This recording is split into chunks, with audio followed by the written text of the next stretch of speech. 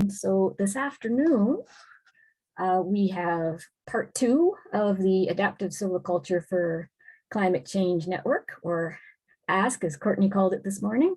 This afternoon, we have the co-leads of the Peddlewa Research Forest. So Jeff Farah and Michael Hopting.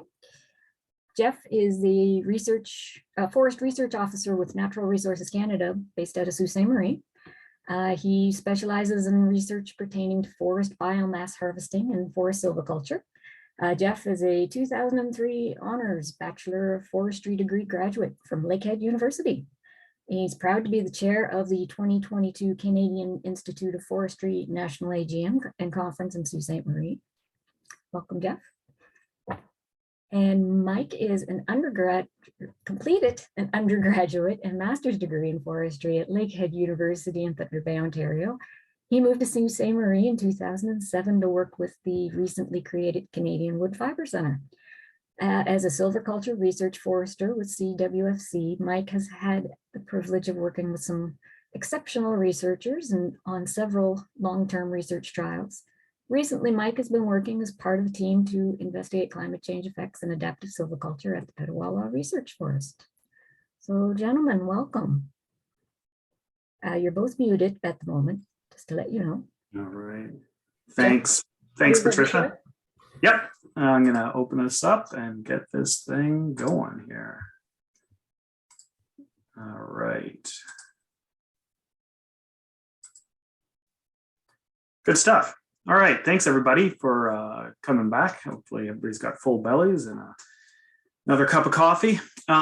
So Mike and I are going to take off where Courtney fantastically ended, talking about adaptive silviculture for climate change. So Courtney, thanks for doing a fantastic presentation and kind of setting the table for us, so we can kind of skim over some of these things. So we're going to talk about our recently put in research trial and at the Peddlewa Research Forest, specifically looking at managing for warmer and drier conditions in the Great Lakes St. Lawrence Forest region. So I'm going to do about half, and then Mike's going to take over, do half, and then we'll both have time for discussion at the end. So let's get into it.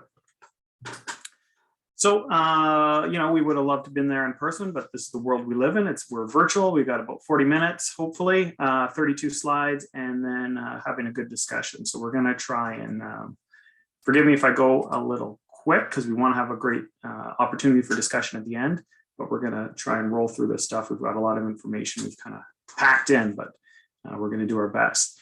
So our core research team consists of Dr. Trevor Jones, research scientist with Natural Resources Canada, the Canadian Wood Fiber Centre based out of Sault Ste. Marie. Dr. Nelson Tifo, research scientist, again with Natural Resources Canada, the Canadian Wood Fiber Centre. He is based in Quebec City, Quebec, but does a lot of also silviculture work in out of the Atlantic Forestry Centre.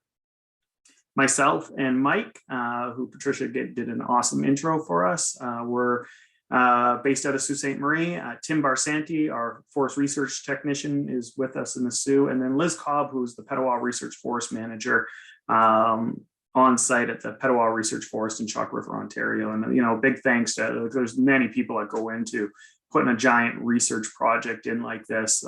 So thanks to everybody that put this on, and the extended Ask Network family of Courtney and Linda and Maria and the whole team that's supported us through this whole thing and made us, enabled us to do a presentation like this today.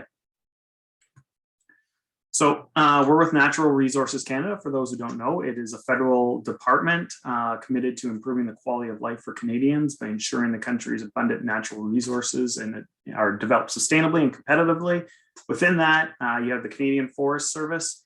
And within that, we're part of the Canadian Wood Fiber Centre, which is actually like a virtual research center. So much like the Atlantic Forestry Centre in Fredericton, that's kind of brick and mortars. We're kind of virtual, where we're spread out with staff across the country, looking at developing innovative solutions that support sustainable wood fiber supplies and market-ready use.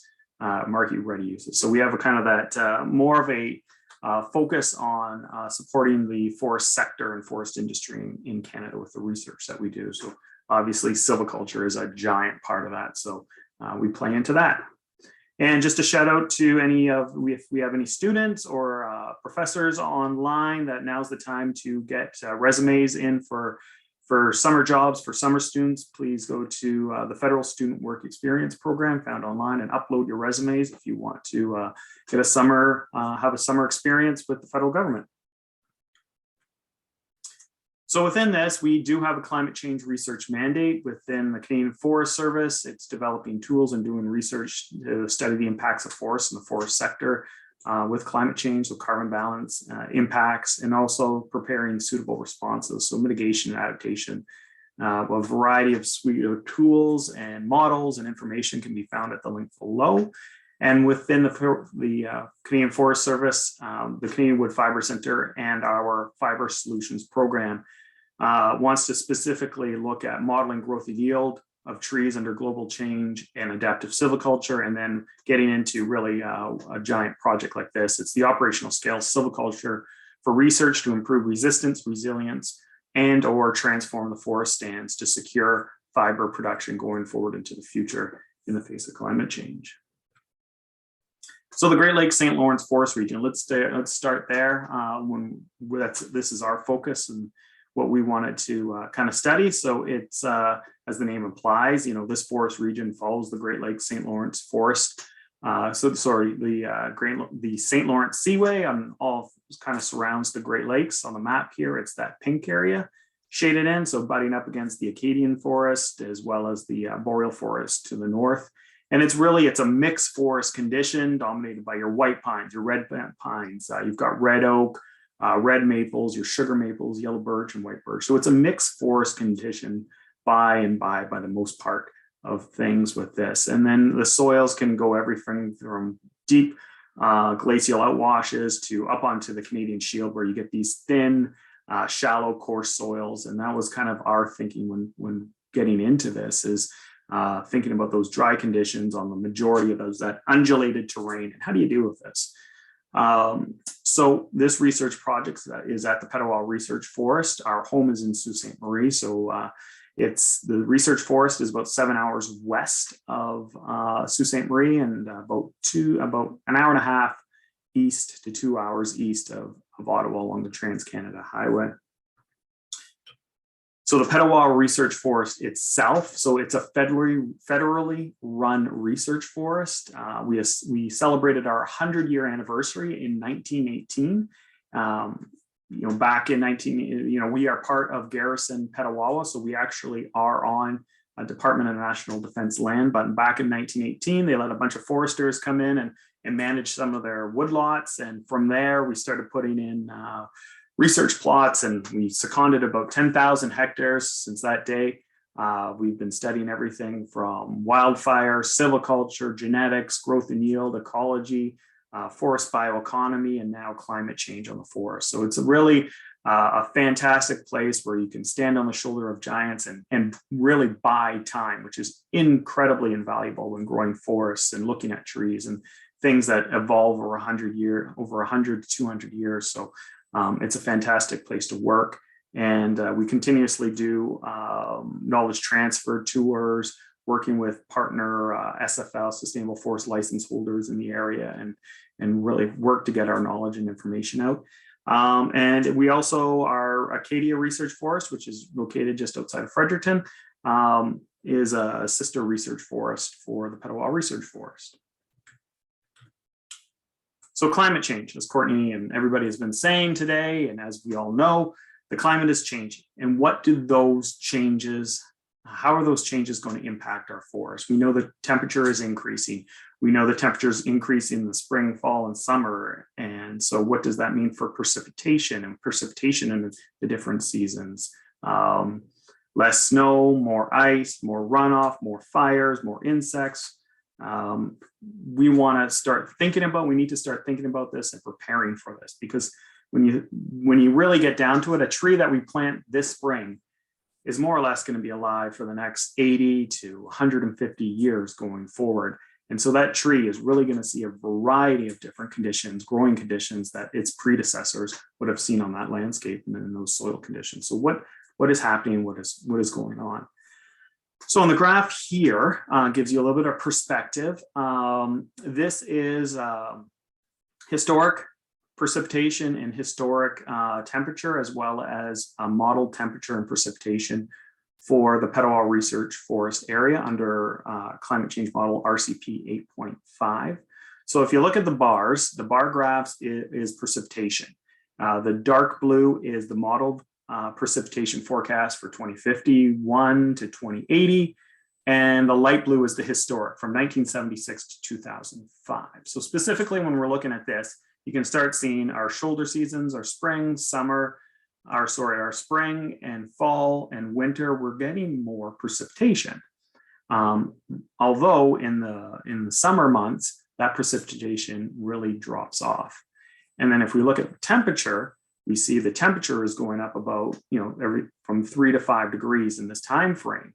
So our winters, our summers are going to get hotter, drier, and our winters and spring and summers are going to get wetter and warmer. So does that mean ice? Does that mean heavy, wet, that gross, heavy snow that we hate shoveling? More of that situation, less spring runoff, leading to even an increased acceleration of drought in the summer months. What is going to happen to our forests? A real kind of slap in the face situation happened, I think, across, specifically in Ontario and really in the Peddlewa. We was putting in another large experiment, and this was 2012, where we had the warm summer, or the really warm spring. We had like 20 degrees in March, this early crazy thaw, and then the summer got really, really hot and dry. I was putting in a research study, and all our red pines on the shield and in shallow conditions. It's nice, beautiful red pine, about 80 to 100 years in age, that we had tree marked as leaf trees, all of a sudden started dying all over. We didn't know, we thought it was disease. It's not disease. We thought it was an insect, not an insect. And the only thing we can relate it to is this crazy hot, dry conditions, early spring, hot, dry conditions during the summer, shallow soils. So that really, all of a sudden, climate change got very, very real in our face. And we, for Mike and I, decided, we need to start thinking about this and really actioning what can we do in the face of climate change for this forest. So going with that, we started diving into this. So here is a map on the right-hand side, is a seed-wear analysis map for the 2040 to 2070 time era using climate change model 8.5 again. This is using the seed-wear analysis, Natural Resources Canadian climate change tool that takes your location specifically now. So that star on the map is Peddlewa Research Forest, and it looks for where is the climate currently in the world that is going to be the climate in the Peddlewa Research Forest area in this 20 to 40 area or time frame. So the orange colors are as you grow more orange and red, those sites are what is going to be most similar to the growing conditions at the Peddlewa Research Forest at that time frame. So you can see it's obviously south, but also south and west, indicating a dry, warmer climate. And you see the climate moisture index map on the scale on the left side here, which shows a climate moisture index going from about 30 to 33 and dropping all the way down to almost zero by 2070 to 2100. So the climate moisture index is the amount of moisture that's available for a tree to grow and is usable in that condition. So if a climate moisture index is between 0 to 10, that's like a prairie grassland conditions, and you'll get trees that grow in that conditions able to survive in that moisture index envelope. White pine, red pine kind of live in this 20 to 35 kind of climate moisture index envelope. So you see how this is modeled to greatly change by 50 to 100 years out. So with this information, we started to think about what we can do. And as Courtney has laid out for you guys, we started talking about, we came across the Adaptive Silviculture for Climate Change Network. We started having some conversations about with Courtney and Linda and Maria and the whole team about if they'd be interested in possibly expanding their network up into Canada. And they were very interested. We were very supportive of the idea, and we're very happy to join the network.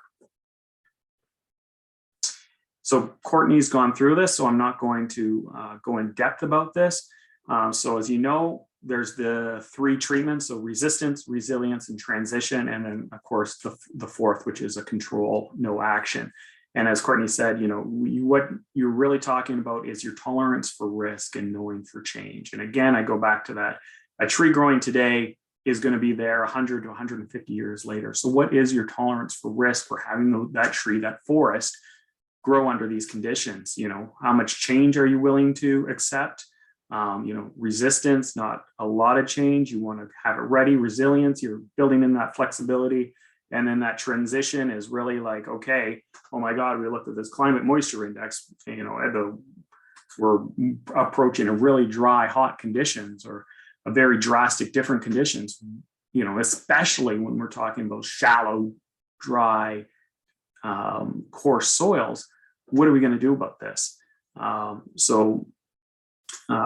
We want to create silviculture programs that fit into this idea and prepares our forest for going forward into the future. And as Courtney said, these are large projects. These are big areas, intensive scientific study that you put into them.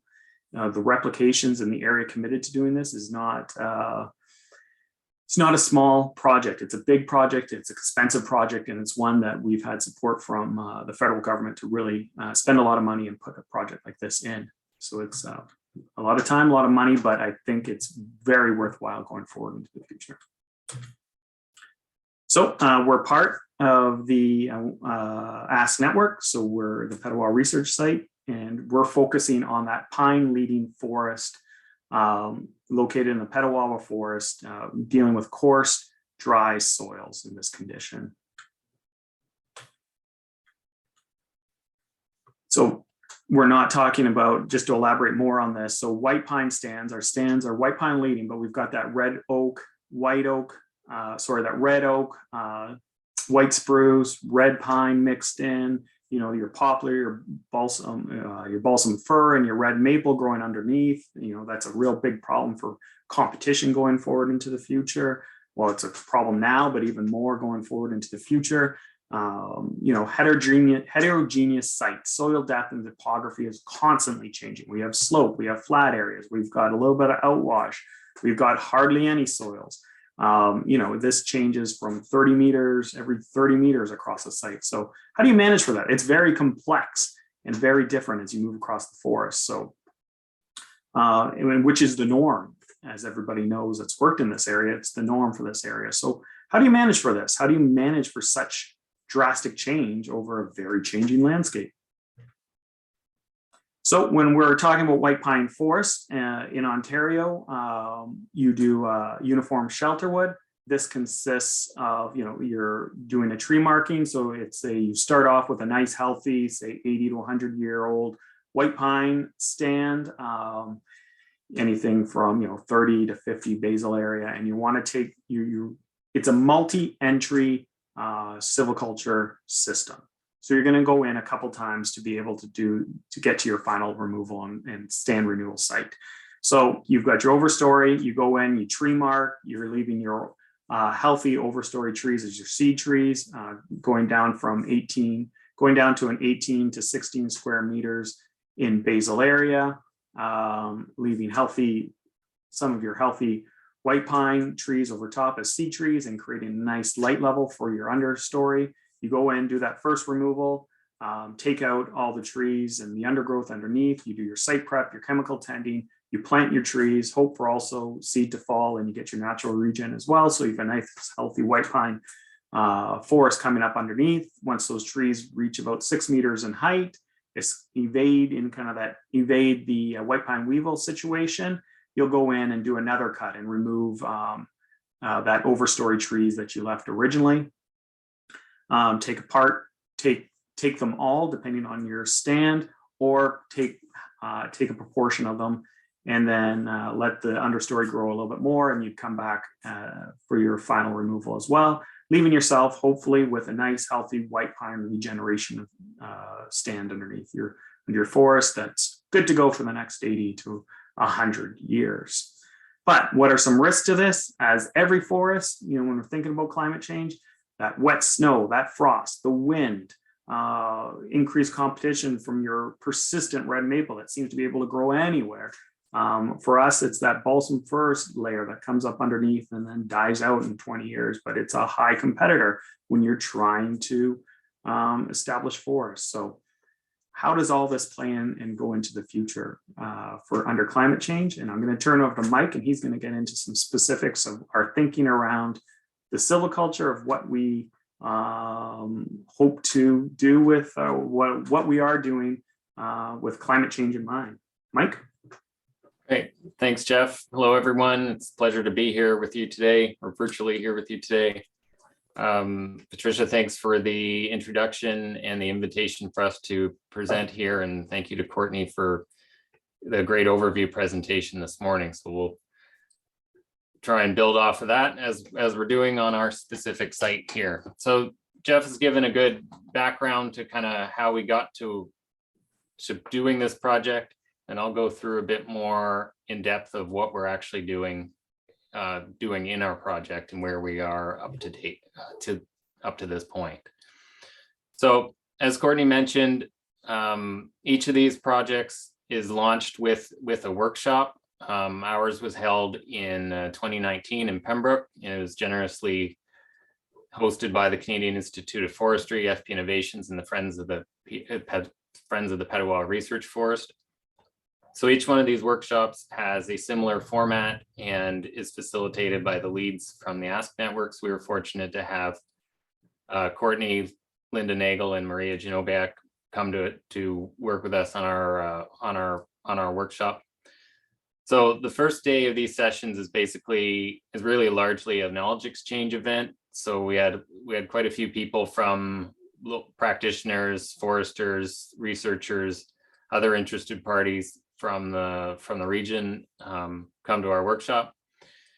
And we talked about kind of a bit of the background for what climate change means in the area, and then some of the adaptation strategies that are possible for like the Peddlewa research, or the Peddlewa region, or the Ottawa Valley region. And then the next 2 days were where we hammered out with a smaller focused group of researchers and practitioners what the resistance, resilience, and transition treatments would be for our trial at the Peddlewa Research Forest. So a really underpinning part of the Ask Network is that the treatments are co-developed with forest managers and practitioners so that they're operationally feasible. There's something that could be done. They're not like some pie in the sky ideas of what might be done. They're supposed to be treatments that could be feasibly done in a real world context. So we had 3 foresters from from the region who are very familiar with managing white pine forests, and they helped us along with a larger research team to come up with what our treatments are. So that's what I'll get into next. But one more point here. Glenn Prevost, formerly of FP Innovations, made a nice summary of our workshop in that report there shown. Okay, next. Okay, so Jeff talked about, we're dealing with mature white pine stands. That's kind of the focus of our site. Each site, as Courtney mentioned, is different. Ours are these mature white pine stands, each with the idea that we're moving into the renewal phase of these stands. We're not trying to perpetuate them on the stump. We're going into the renewal phase. So that's kind of the background. So the baseline for that is really that white pine shelterwood system that Jeff just described. So for us, the resistance, so again, it's really designed to, or intended to, perpetuate the same forest conditions. We want the forest to come back as a white pine leading forest, but we're willing to do some things under the resistance strategy to help it get there through a changing climate. So we believe the uniform shelterwood system inherently has some resistance to climate change. So we're using it in our resistance treatment. But where we're deviating from traditional approaches is by having 80% of the seedlings that we plant be from southern sources. So we're using the seedware model that Jeff mentioned before. This was developed by Dan McKenney's group. He's a research scientist with the CFS in Sault Ste. Marie. I believe seedware can work all over Canada, but I'd have to double check on that. But basically, we're using it to locate sources of white pine that are adapted to the future climate expected at the PRF. So we're doing this with this idea of climate zones, not necessarily zones per se, but more climate matching to different time periods. So if I said zone 1, it would kind of mean sourcing seed from a climate that matches the 2011 to 2040 period. There's 2041 to 70 period and 2070 to 2100 period. So we're going to have a little bit of locally sourced white pine seedlings, and then the rest of that 80% being from somewhere farther south and west. And we're using that seedware model to help us find those. So by moving in white pine from other areas, let's go back. By moving in the white pine from other areas, we're really increasing the genetic diversity of the pine at the site. This is the core of our resistance strategy here. Okay. So the resilience. So we still want to perpetuate basically the same type of forest condition. So a white pine leading forest. But again, we're doing a little bit more to make this forest adaptable to climate change, or that rubber band effect, to be able to bounce back from disturbances, as Courtney mentioned. So with this in mind, we developed our resilience treatment around an expanding gap irregular shelterwood. So essentially our harvest will target 20% of the stand area in small gaps. These are 50-meter wide or 50-meter diameter gaps. So then within these, we'll do our site prep. We're doing chemical site prep, and then we'll be planting a mix of local and southern sources of white pine, but also oaks. So our stands have kind of varying levels of oak in them already, but instead of focusing solely on white pine now, we're also focusing on not quite half on the oaks, but also bringing oak, ensuring oak is in the mix. So we have a diversity of species. And then those oaks will be sourced from some a bit farther south as well. So we're working with the increasing the diversity of the white pine we're planting, as well as the oaks. And the white oak, there is a tiny little bit of white oak in the region. So it's not really an assisted migration, but there's not a lot, so it's more of a range expansion with the white oak. And then the gaps over time will be expanded through future entries, and this will create a multi-age structure. So what I really like about this treatment is that in 15 or 20 years, when we go back to do these expansions, it gives us a chance to reflect on what we've done already, at whether it's in this treatment or the other treatments, or what the climate projections are for the time. And it lets us kind of rethink what we need to be doing and make some changes if we need to. So in total, we're modifying our structure and focusing on a greater diversity of species, plus increasing the genetic diversity of the white pine and the red oak. Transition. Okay, the transition treatment. So this is supposed to be outside the box thinking of how to create a climate adapted forest, but one that still delivers similar goods and services expected for the location. So it's unlikely to look like the original condition.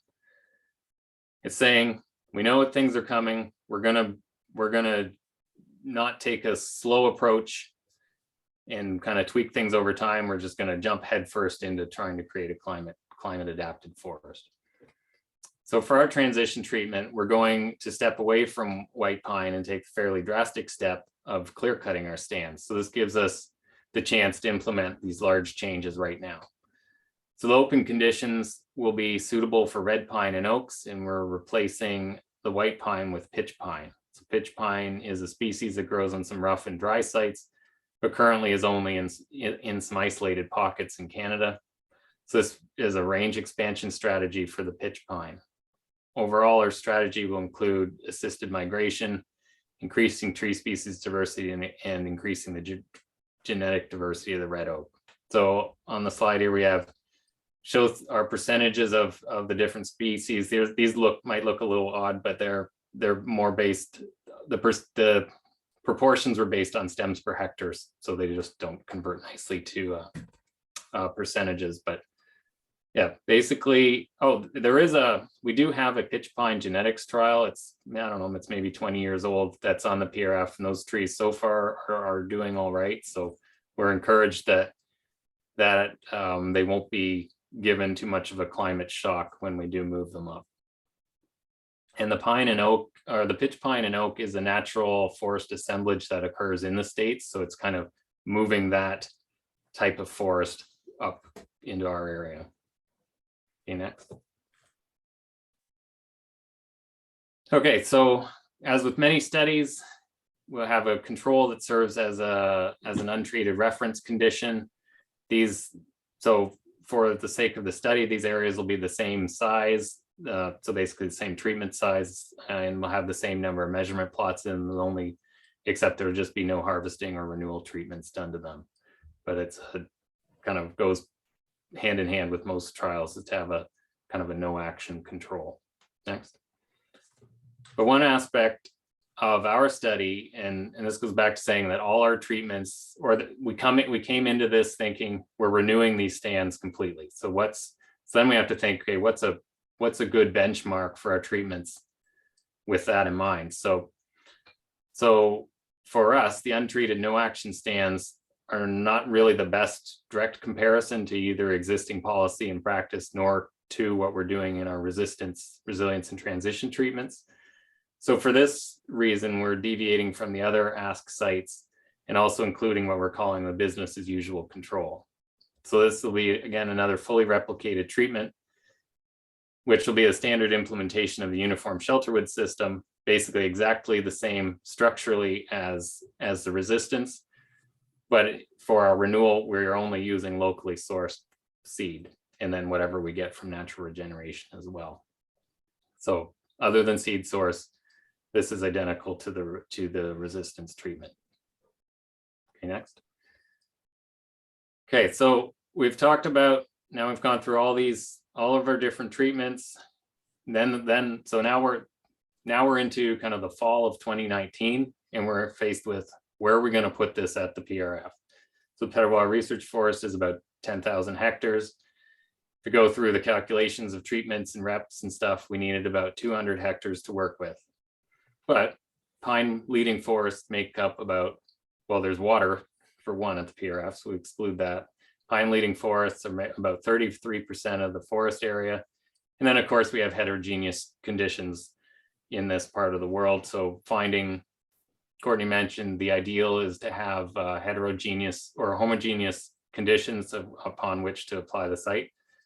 We learned pretty quickly that that was going to be difficult. So rather than really fighting it, we're kind of embracing some of the heterogeneity and incorporating that into our sampling and kind of an underlying stratification for where we're putting our plots. Some other conditions or considerations where, of course, we need to have places with good access. There is a good road network through the PRF, but we'll be going here. We need to go there for the harvesting, and we need to go there for a long time to come. So we need to make sure they're accessible and also good places for tours and knowledge exchange activities like that. And then the PRF also is an operational forest with a sustainable forest management plan. So we wanted to make sure what we're doing fit within that context as well. Next. So this, for the next few slides, I'll go through a bit about how we located our sites and really incorporated that heterogeneity part within our what we're doing. So to locate our sites, we basically we we used some tried and true approaches of walking and looking at the FRI, and then relied on some newer data sources that were available as well. So in the fall of 2019, there was a new FRI under development that was being based on imagery and LiDAR flown in 2018. It wasn't completed quite yet, but we could use this kind of to get, plus our own knowledge of the forest, to identify some areas that were good candidate sites. So we did a lot of walking in the fall of 2019 and narrowed it down to kind of 4 core areas. Then once we had some of the FRI products in hand, we were able to stratify or sift through our candidate stands a little bit more, make sure, of course, they were the right species, but also use things like the merchantable basal area raster that we had available. So to make sure that the stands were going to be operable, like suitable for the shelterwood system. It's kind of the basic condition we were looking for. And they had an appropriate crown closure so that, again, they're suitable for a shelterwood condition. And we can, of course, get rid of water and research, make sure things aren't within research and water buffers. Once we had our areas, or once we had our general blocks, then we were able to identify where our treatment areas would be. So again, these needed to be at least 8 hectares in size, the right kind of stands, or mainly of the right kind of stands. Sometimes there's some other stands in there, but we weren't putting plots in those anyway.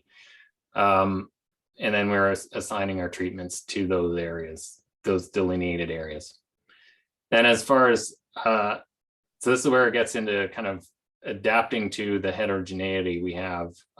So we did a site stratification in figuring out where our measurement plots would go. We identified using the rasters. Each raster cell was a candidate plot, potentially a candidate plot. We eliminated ones that had slope that could be a challenge for operations. And then we used in ones that were close to roads and ones that were close to places where we couldn't, in buffers, that kind of thing.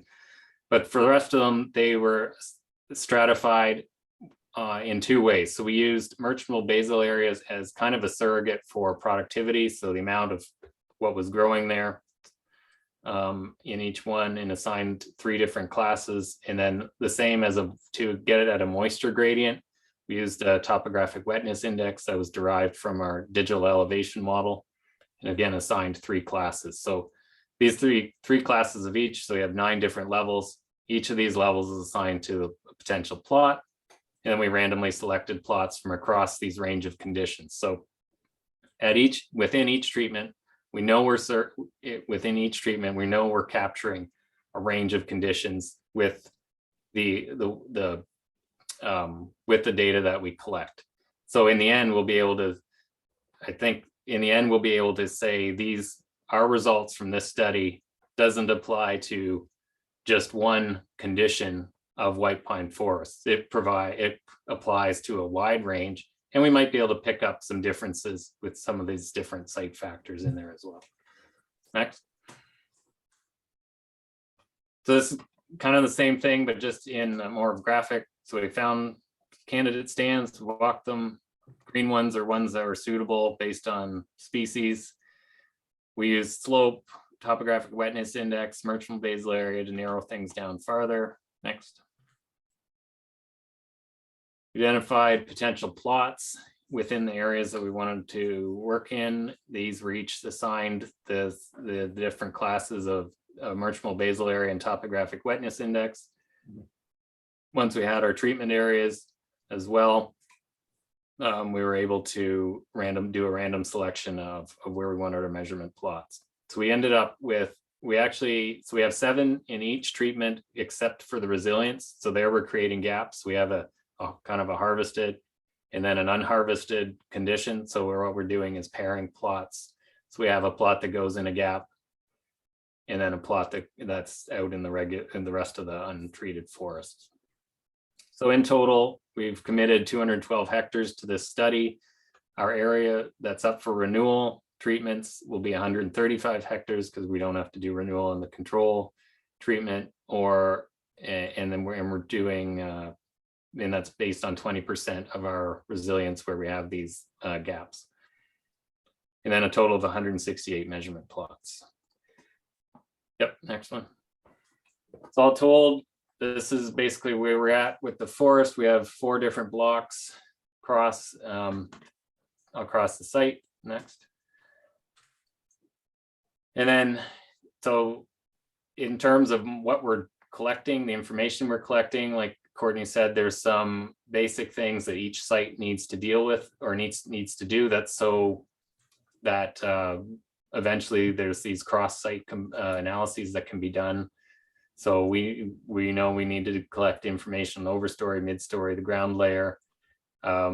We've also done added in some additional sampling to quantify coarse woody debris, soil moisture, and temperature. So we have data loggers on some of our plots. We've done soil collections for soil carbon and nutrients. And with through a collaboration, we're doing bird and wildlife monitoring. So each treatment area has a bird recorder, or in the spring and early summer, we'll have a bird recorder and a wildlife camera at that location as well to see what critters come through our areas. And so basically just to see how our sites are used by some animals. Okay, next. The measurement plot itself, Courtney showed this. Ours is, so each site basically is running with the same type of measurement plot. Ours, our understory subplots are slightly different. The overstory is this 16.1 meter radius or 800 square meter plot for the larger overstory trees. The inner orange is some of the smaller overstory trees, and then those 3 nested, or well, in this case, 6 smaller nested plots are for the understory and the ground layer sampling. The red spokes are coarse woody debris transects.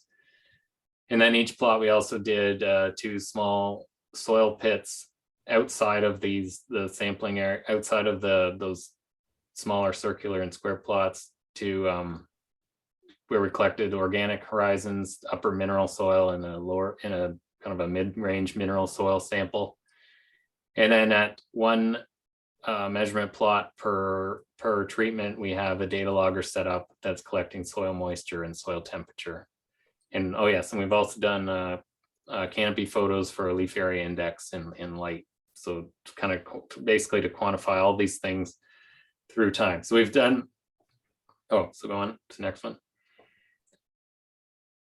So we were planning to get all this underway in 2020. Of course, COVID came along and derailed our plans. So that actually wasn't too bad because it gave us a bit more time to refine our planning. We did get going in 2021 this past summer, and we managed to get all our pre-treatment assessments completed. We had a great crew, 4 of them, which were stationed full-time at the Peddlewa Research Forest through the summer. And then four of us would come from Sault Ste. Marie throughout the summer and help out and whatnot. And into the fall, we had some work in the fall to finish things off. But anyway, it all ended up working well. We got everything done we needed to do, including tree marking, which needed to be done. Part of that was done with a contract with a tree marker. Trevor Jones did the marking in our gaps to do that part of it. Things. Next. And then our harvest actually kicked off in November. Big thanks to Liz Cobb, the operations manager at the PRF, as well as the other PRF staff for watching over, for getting the contract in place. It's being done by Bruce G. Jones Forest Products out of Pembroke. They are hoping to, I think they're expecting to finish in February or maybe early March. But basically, this is just what our treatments look like. Jeff and I were able to get to the PRF in late November or early December and get some pictures and see how things were going. So we have the uniform shelter wood system and the resistance. The resilience have these nice clean gaps. And then the transition is a clear cut with seed trees. So those those those trees remaining in the transition are basically there for in perpetuity. There's not going to be a reentry to go get those. This is in line with Ontario management guidelines for the leaving residuals. But also in this case, the seed trees will drop some seed. We should be able to get some white pine established on the site through that, but they also provide structure and coarse woody debris and habitat and things like that going forward. And I will now hand it back to Jeff. Thanks, Mike. That was great. I know we're running out of time here, so I'm going to be super quick.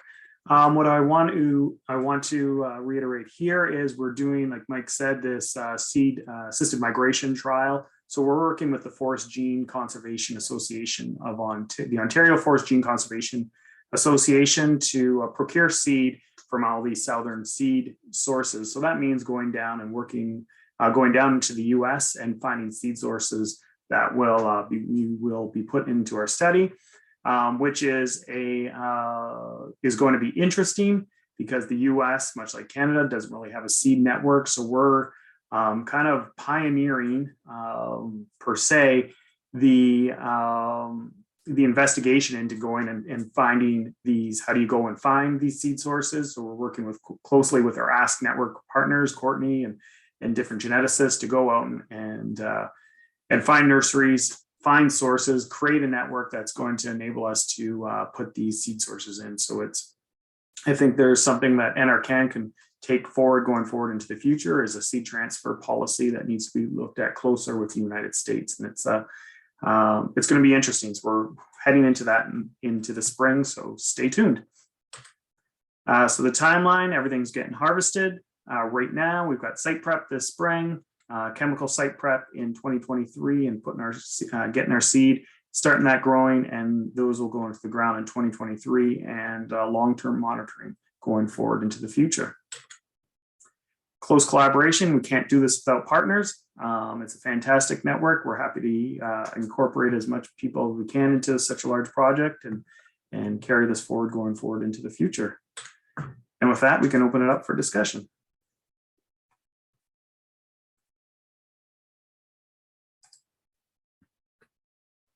Let's see, we've got a question right away. Tom Beckley is asking, this is interesting stuff, and it's a research design is robust, but real results seem that they will be decades away. Dr. Como told us this morning that we have 8 years to bring in new policies and practices to avoid temperature increases of greater than 1.5 degrees Celsius. Is your advice to woodlot owners in this region to try some of all 3 strategies on their land, the resistance, resilience, and transition, as a risk management strategy, hedging our bets, hoping that something will work on some of our land? For me, I would say, I'm not going to tell you to do anything, but I would recommend knowing your soil, taking a look at where your temperature gradients are going to be, taking a look at past data and see how things respond, and do what's comfortable for you. Do what's comfortable in your risk management assessment, looking at, can you sprinkle in a little bit of a southern seed source? Can you afford to bring in a different species and try something on a small scale? Temperature models, they're models and they're fantastic. They're pretty accurate for the first, going out to 2050, and then, we'll see where the world is. With our study, we're pushing the envelope a little bit to kind of give people like you, some ideas as we go into the future. And, this is long-term data, but we can get stuff, we bring seedlings in from, our 2100 seed source area, and they die of frost. Well, there's an immediate impact right there that we can start seeing. We want to bring in white oak, and maybe they start dying already, or some of them live or suffer. These are immediate impacts on seedlings that we can kind of provide practitioners going forward into the future. And then we can also look at how vegetation and light conditions are changing as we kind of get an idea of how things are moving through the future, and the different weather patterns that come our way, and how things survive with that. So I think it's up to you and your risk tolerance. and your ability to sprinkle ideas in to whatever suits your forest and your soil types. I'll just add that yeah, a lot of our results are a bit more longer term looking, but we will be looking at some things in the shorter term, like early seedling survival is something that is kind of a shorter term result from seeing how these different sources actually survive in the short term and how they're growing. There's some results we can gain out of that. We'll be working with Anthony Taylor at UNB to do some modeling to kind of make some projections of what our treatments might look like and how they'll perform, things like that. As for implementation, it kind of depends on what your land base is. If you have like a small parcel of land, I don't think it would make sense at all to try and do all of these things at once. But if you did have a large, like Jeff said, you kind of do what you're comfortable with and what you think is suitable for where you're at. If you were managing a large long land base, one could look at it kind of as a portfolio approach, depending on where your sites are, what the conditions are, what kind of constraints you have in different regions of your land base. You might want to try a few of these different things. So I think it really depends on what your land base is. How much land you have and how big your risk tolerance is, basically. Okay. Gareth says the transition strategy, considering the narrow range of red pine, why local red pine instead of white pine? In the transition? For the transition, because it's a clear-cut scenario, and with white pine, you don't want to put it into a clear-cut scenario because the white pine weevil will get it and the blister rust will get it. So you'll end up growing basically cabbage white pine trees. So in a shelterwood condition, you use white pine. In a clear-cut condition, you would use red pine. And then I know there's a question here, why use pitch pine? I can just talk about that right now as well. We use pitch pine, because it's an open grown condition. It's a tree that grows in your open areas. And thinking that what red pine isn't going to do well, as we've seen in the past under drought conditions on shallow, coarse soils, a tree such as jack pine would do better in those conditions, but we know jack pine is more of a northern species. So we look for what grows well on shallow, dry, coarse soil conditions. That's not a ponderosa pine or some sort of other pine, and that one, so that's pitch pine that grows up into around the St. Lawrence Valley area and down into New York State and whatnot in these conditions. So pitch pine was our thinking around that. So a species that grows open in an open clear-cut condition under used to high fire or intense fire conditions.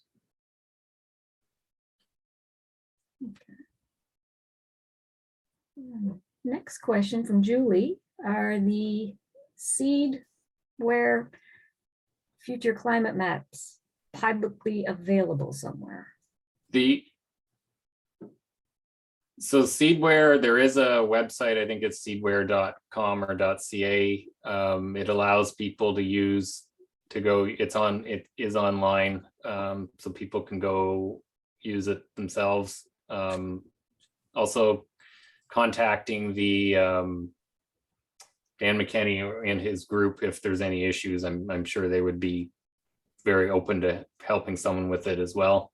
As future climate maps, I think this came up earlier today, but climateatlas.ca is a great source for people wanting to see kind of what some of the projections are for where they are. You can kind of put in any location or any town and it will generate some maps for you for a whole bunch of different variables, whether that's temperature or precipitation or kind of heavy rainfall events and things like that. It's pretty neat. It's a good Climate NA is another one which actually has some of the more recent climate projection scenarios in there too. But it's, yeah, and you kind of enter in any specific spot and you can get some projections for what might be in store for you. And Jeff just shared a link in the comments too, as well.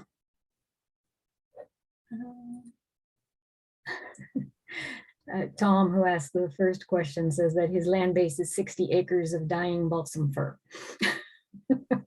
A common issue here in New Brunswick.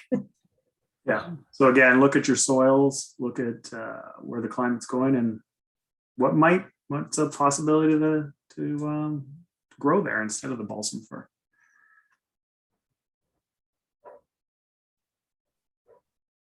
Waiting to see if there's any more questions anybody would like to ask.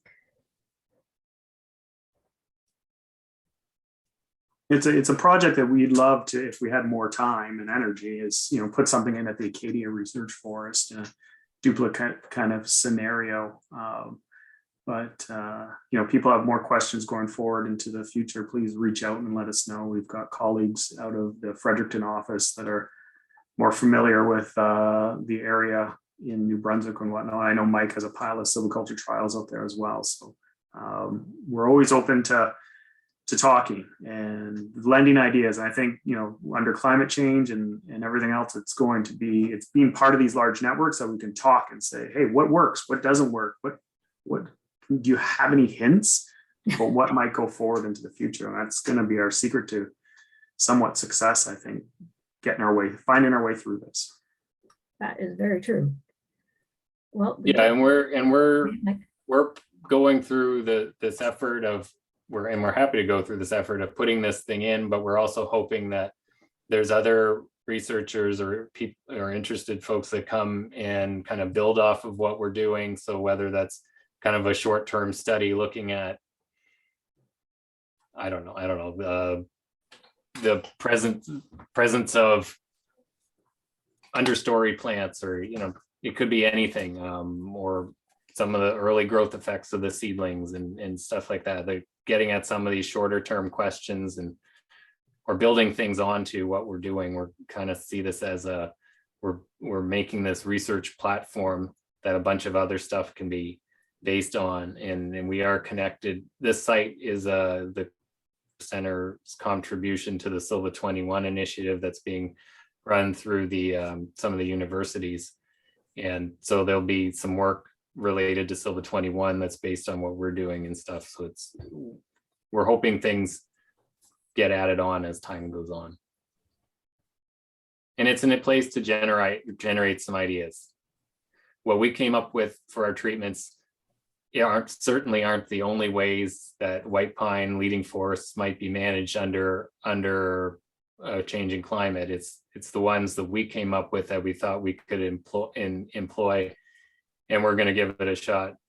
And so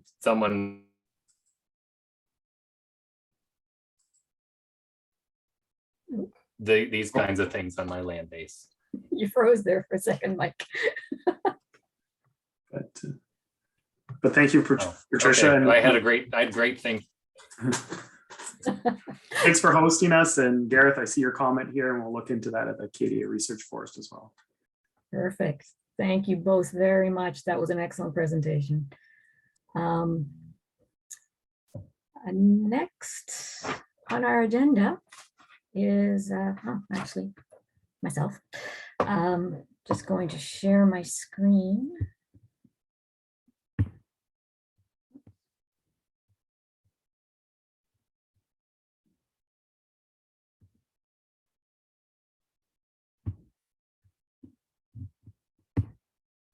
Apologies, apparently I can't click and talk at the same time.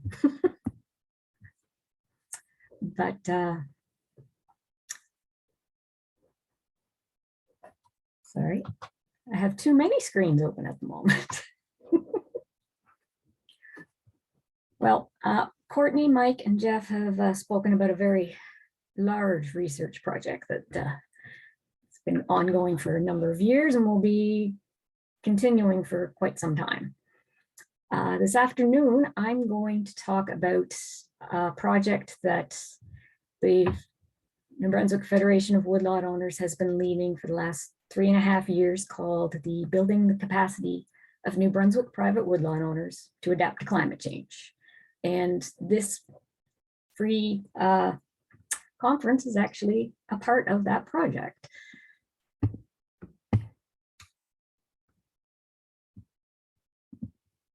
I went one too far. You'll have to excuse me. It's been a while since I've attempted to actually try to do a slideshow on Zoom for a bit.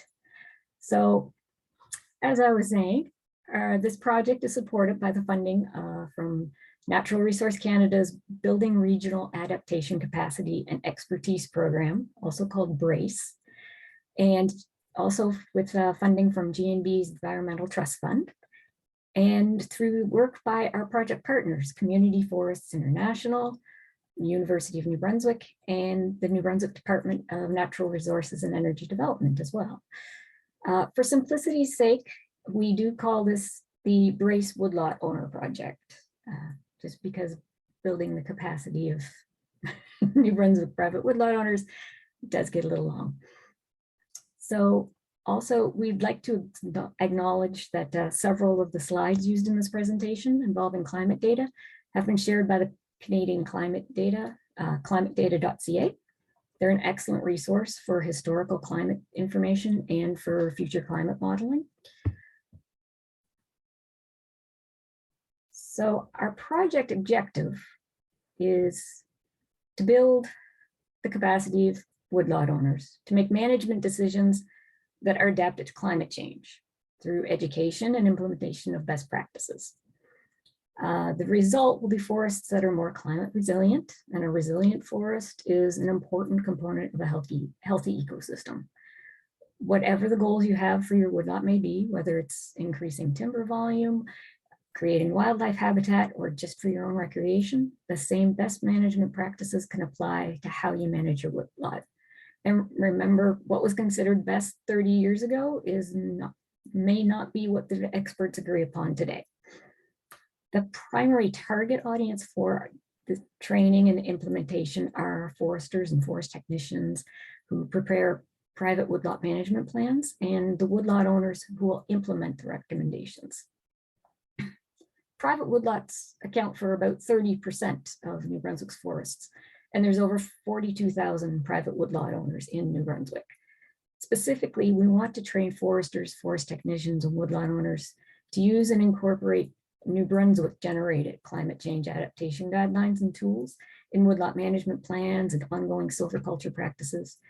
These tools need to be geared for use in the Acadian forest region. There's a lot of great research going on in the arboreal forest region, but it's harder to find that information that relates closer to home. So we're working to help change that. So why did we start this project? Both woodlot owners and forestry professionals were found to be lacking in the capacity to change and update their planning and management approaches to take climate change into action. Just because there was a lack of information available, lack of guidelines and tools, and a lack of resources to help them connect with others who could provide what is missing. When we started this project, even finding easily accessible modeling of future climate conditions for our region was quite hard to come by. And there were no tools available for creating silviculture prescriptions that took climate change into consideration that related to our area of the world. So this project addresses these capacity gaps by training foresters, forest technicians, and woodlot owners in the use of climate change adaptive forest management guidelines, planting prescriptions, and infield management techniques. And since we all know climate change is already happening, we want to adapt our forests to be more resilient, and now's the time to start. Trees take time to grow. One often hears that climate change has already begun. However, this implies that prior to it beginning, it didn't actually exist. The climate wasn't changing, which isn't correct, of course. There's in fact ample evidence in the literature based on paleoclimate studies, of time periods ranging from decades to centuries that are discernibly warmer or cooler than others, including during just the past 1,000 years. The Little Ice Age versus there was a medieval warm period as well. The climate's constantly changing. So what's different now is that the additional effects from human activities, greenhouse gases, aerosols, changes in land use, all of these combined have become clearly discernible over the past several decades. A report published by the Intergovernmental Panel on Climate Change, or the IPCC, in 2018 maintains that human activity has caused a warming of approximately 1 degree over the whole globe since 1880. But that's an average. This figure on the screen also illustrates the fact that an average global warming value does not represent the reality in all of the local settings. For example, some of the regions in purple have experienced close to 2.5 degrees of warming. And these differences are going to lead to much different impacts to individual regions. So we know climate change is happening, and we also now know that the number of climate-related events are increasing. Extreme temperatures, droughts, forest fires, tropical storms. I'm sure we can all remember the Alberta wildfire at Fort McMurray, or last year out in BC, where they had a severe drought followed by heavy rains that flooded them. These were destructive events that climate researchers have concluded were made more damaging due to climate change. We can all expect the numbers to grow. Between 1980 on this graph here and 2018, which is only 28 years, North America saw an increase of approximately 600 hydrological and climatological events, from 250 to 280. If you missed our project webinar on extreme weather events with Dr. Megan Kirschmeyer-Young, a research scientist with the Climate Research Division of Environment and Climate Change Canada, I highly recommend that you go to the Federation's YouTube channel and watch the recording. It was very informative. So there are many climate modeling centers, and each have their own climate models, which can also have different versions. All modeling is generally consistent in their estimates for around the next 20 to 30 years. As you can see on the graph, estimates made back in the early 2000s to about today, pretty consistent, and then they start to diverge. There are a lot of variables that need to be entered into a climate model, and so there's no one answer of what's going to happen in the future. By 2021, temperatures in New Brunswick are predicted to be around 2.7 degrees Celsius warmer if we follow the moderate emissions path on this graph. You'll notice that Canada is predicted to have warmer than average temperature increases as well. The 2021 United Nations Climate Change Conference, also known as COP26, that was held this past November, saw a lot of pledges by leaders of countries to reduce their emissions or to even go net zero, as Louise mentioned this morning. If those pledges are kept, there is the possibility that a moderate emission scenario could come to pass. That's a big if. I doubt any of those leaders are still going to be leading in 30 years' time to hold them accountable to the pledges they made. I don't like to be a pessimist, but how many of their successors are going to live up to those pledges as well? And we cannot know. So again, I will say that we need to start using the resources that we have now to mitigate the climate change impacts that are going to happen to our forests. Climate modeling shows our region will likely be impacted with warmer temperatures and possibly more moisture throughout the year, which does sound nice, but unfortunately, those aren't likely to occur when we actually would like them to. You know, a nice warm summer would be lovely, but hard to say. We can't control what's to come, but we can mitigate the impacts if we start now.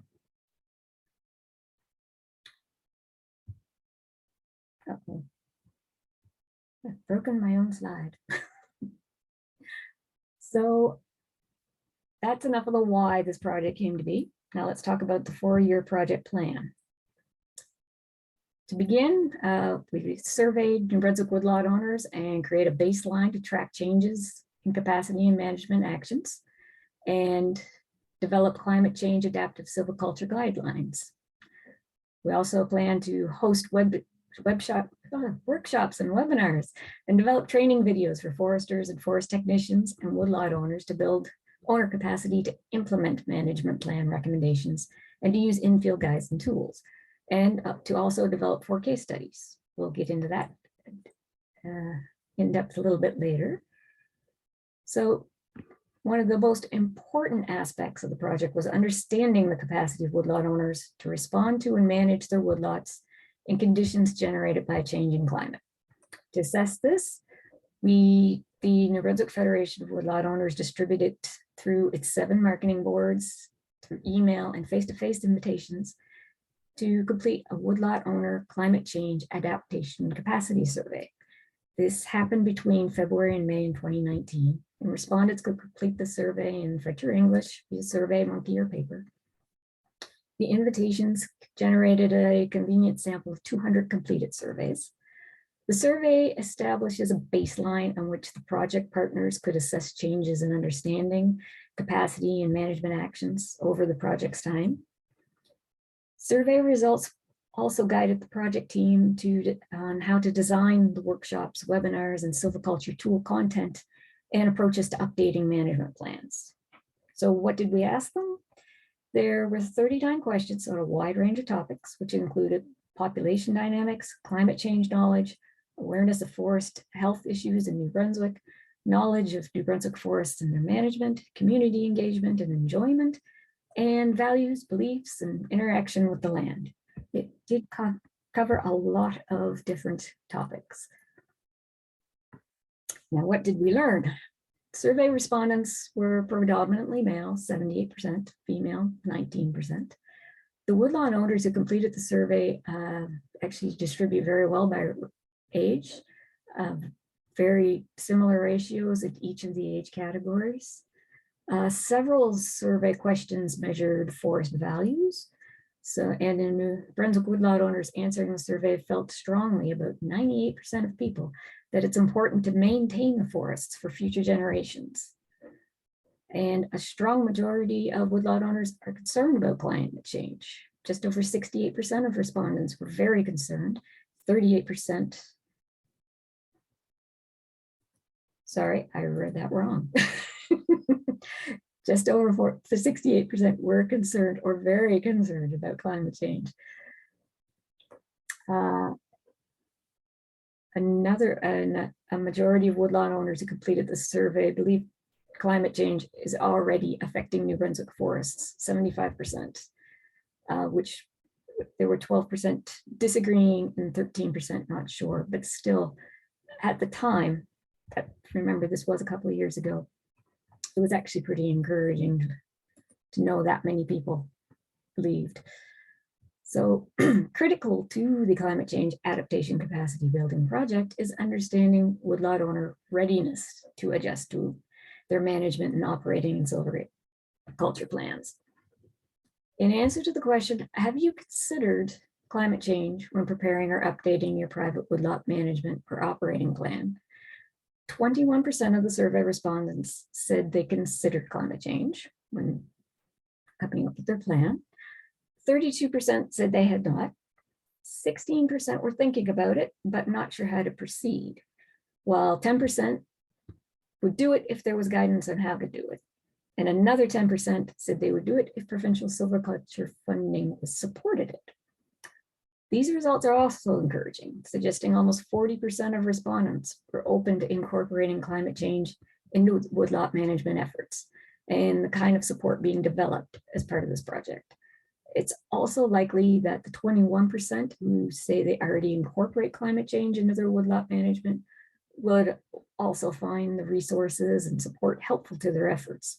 So this suggested an engagement audience of over 60% of woodlot owners.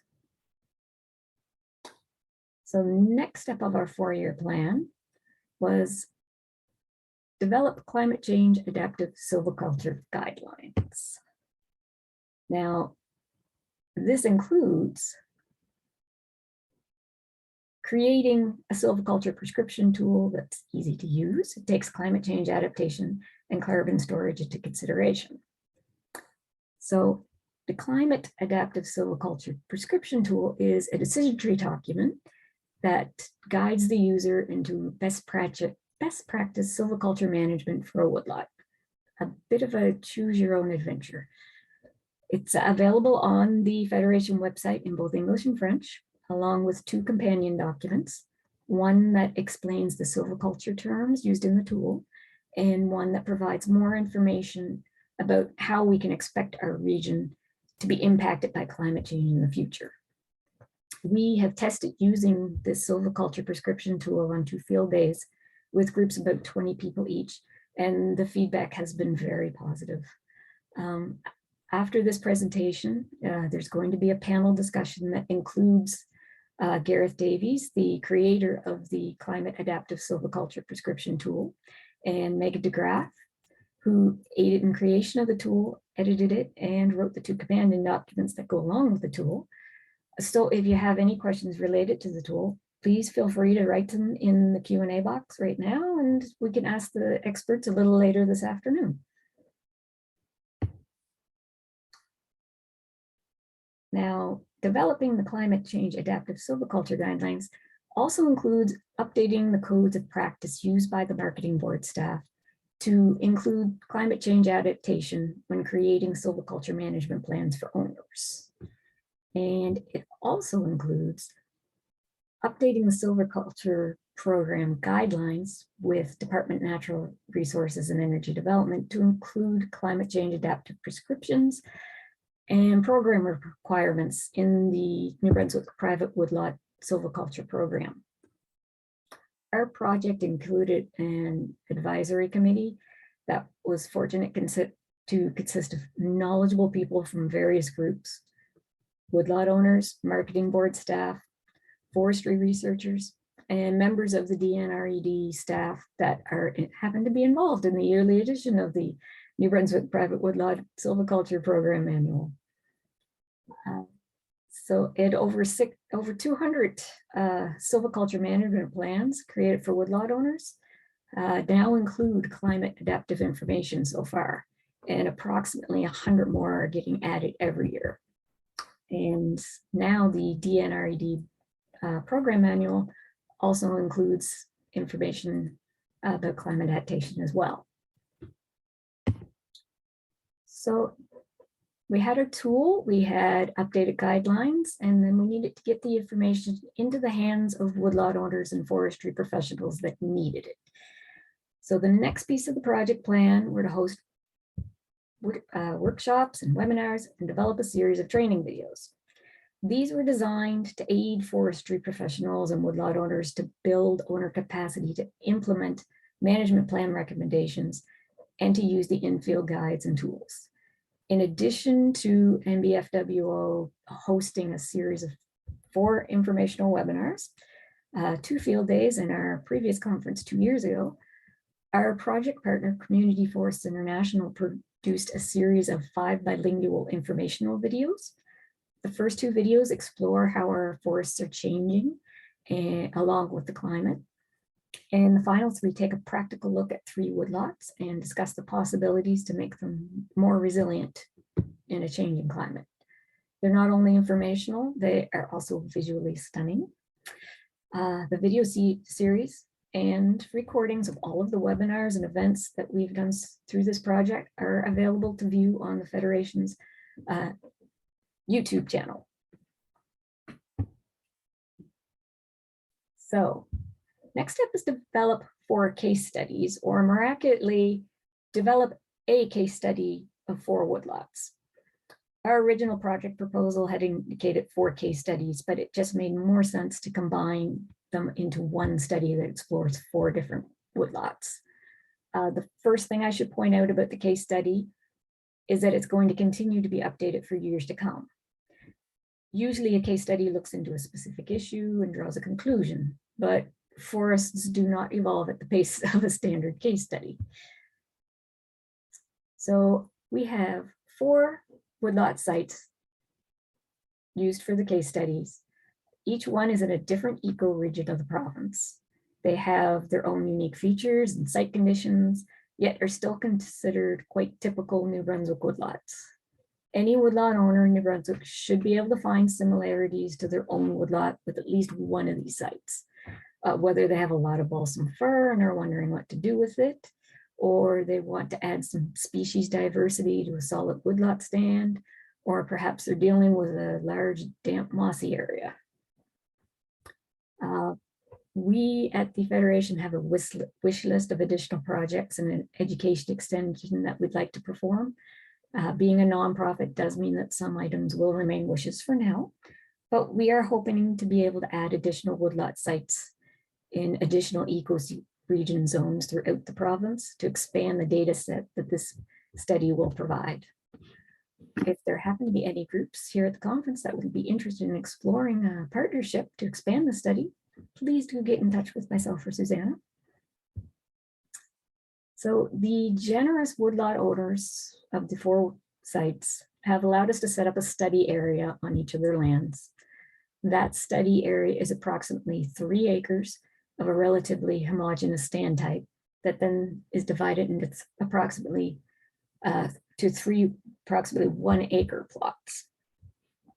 So our test sites are a lot smaller than the ASCC sites, but we're hoping that they will provide a lot of information in the years to come. The first plot that we do is a control plot. It's just a control area that's going to be left untreated. Next, we have a traditional treatment plot. It's treated with what's considered a traditional silviculture prescription treatment, such as clear cutting. And thirdly, we have a climate adaptive plot that's treated with what is considered a climate adaptive silviculture treatment, which, for example, could be planting a climate resilient species. On each woodlot study area, foresters took sample plot readings to establish the species on site and the timber volumes. They took notes of average stand age, percent crown closure, regeneration status, the ground conditions, and the history of the area. I won't get into all of the data in this presentation, but it will be available soon on the Federation website. Consider this presentation, part of the presentation, a taste of what is to come. So site 1 belongs to Hazen and Karen McRae. They're located in South Tetigouche, New Brunswick, which is up near Bathurst. And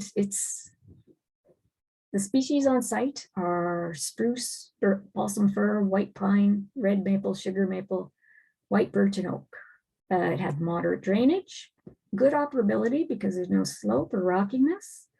The softwoods are mature to over mature, and hardwoods are mature. There's little to no regeneration present. There's a fair bit of blowdown, stem breakage, broken tops, uprooted trees are present. So really the overall health of the stand is poor.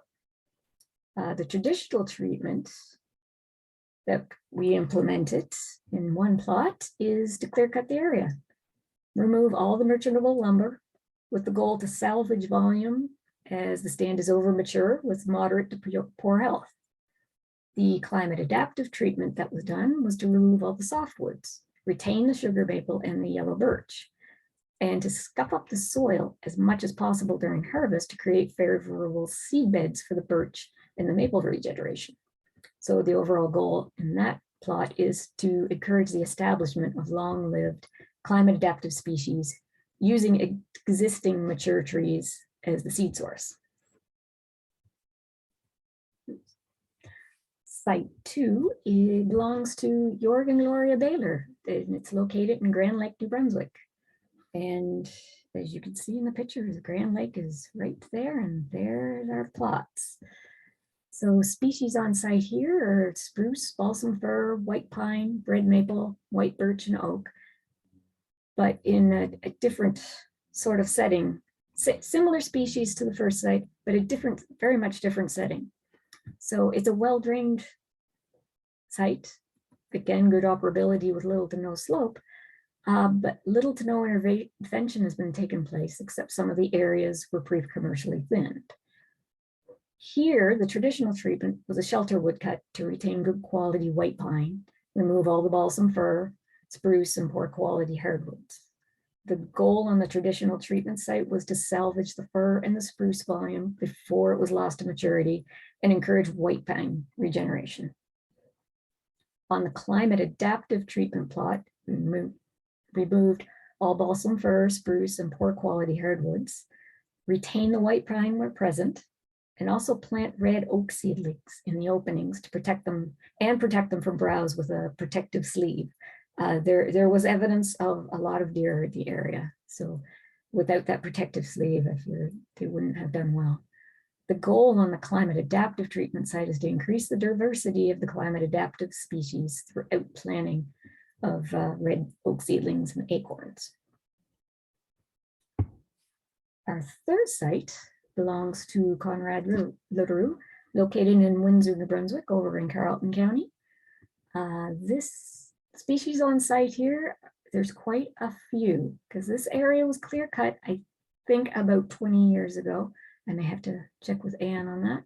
And the variety of the regeneration that has popped up is quite impressive.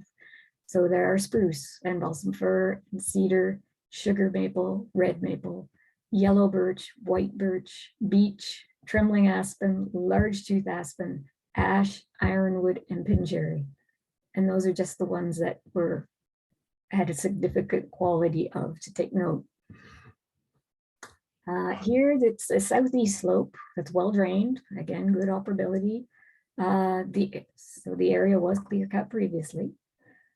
The traditional treatment on this site was to pre-commercially thin, favoring traditional softwood species, retaining the hardwoods where no softwoods were present.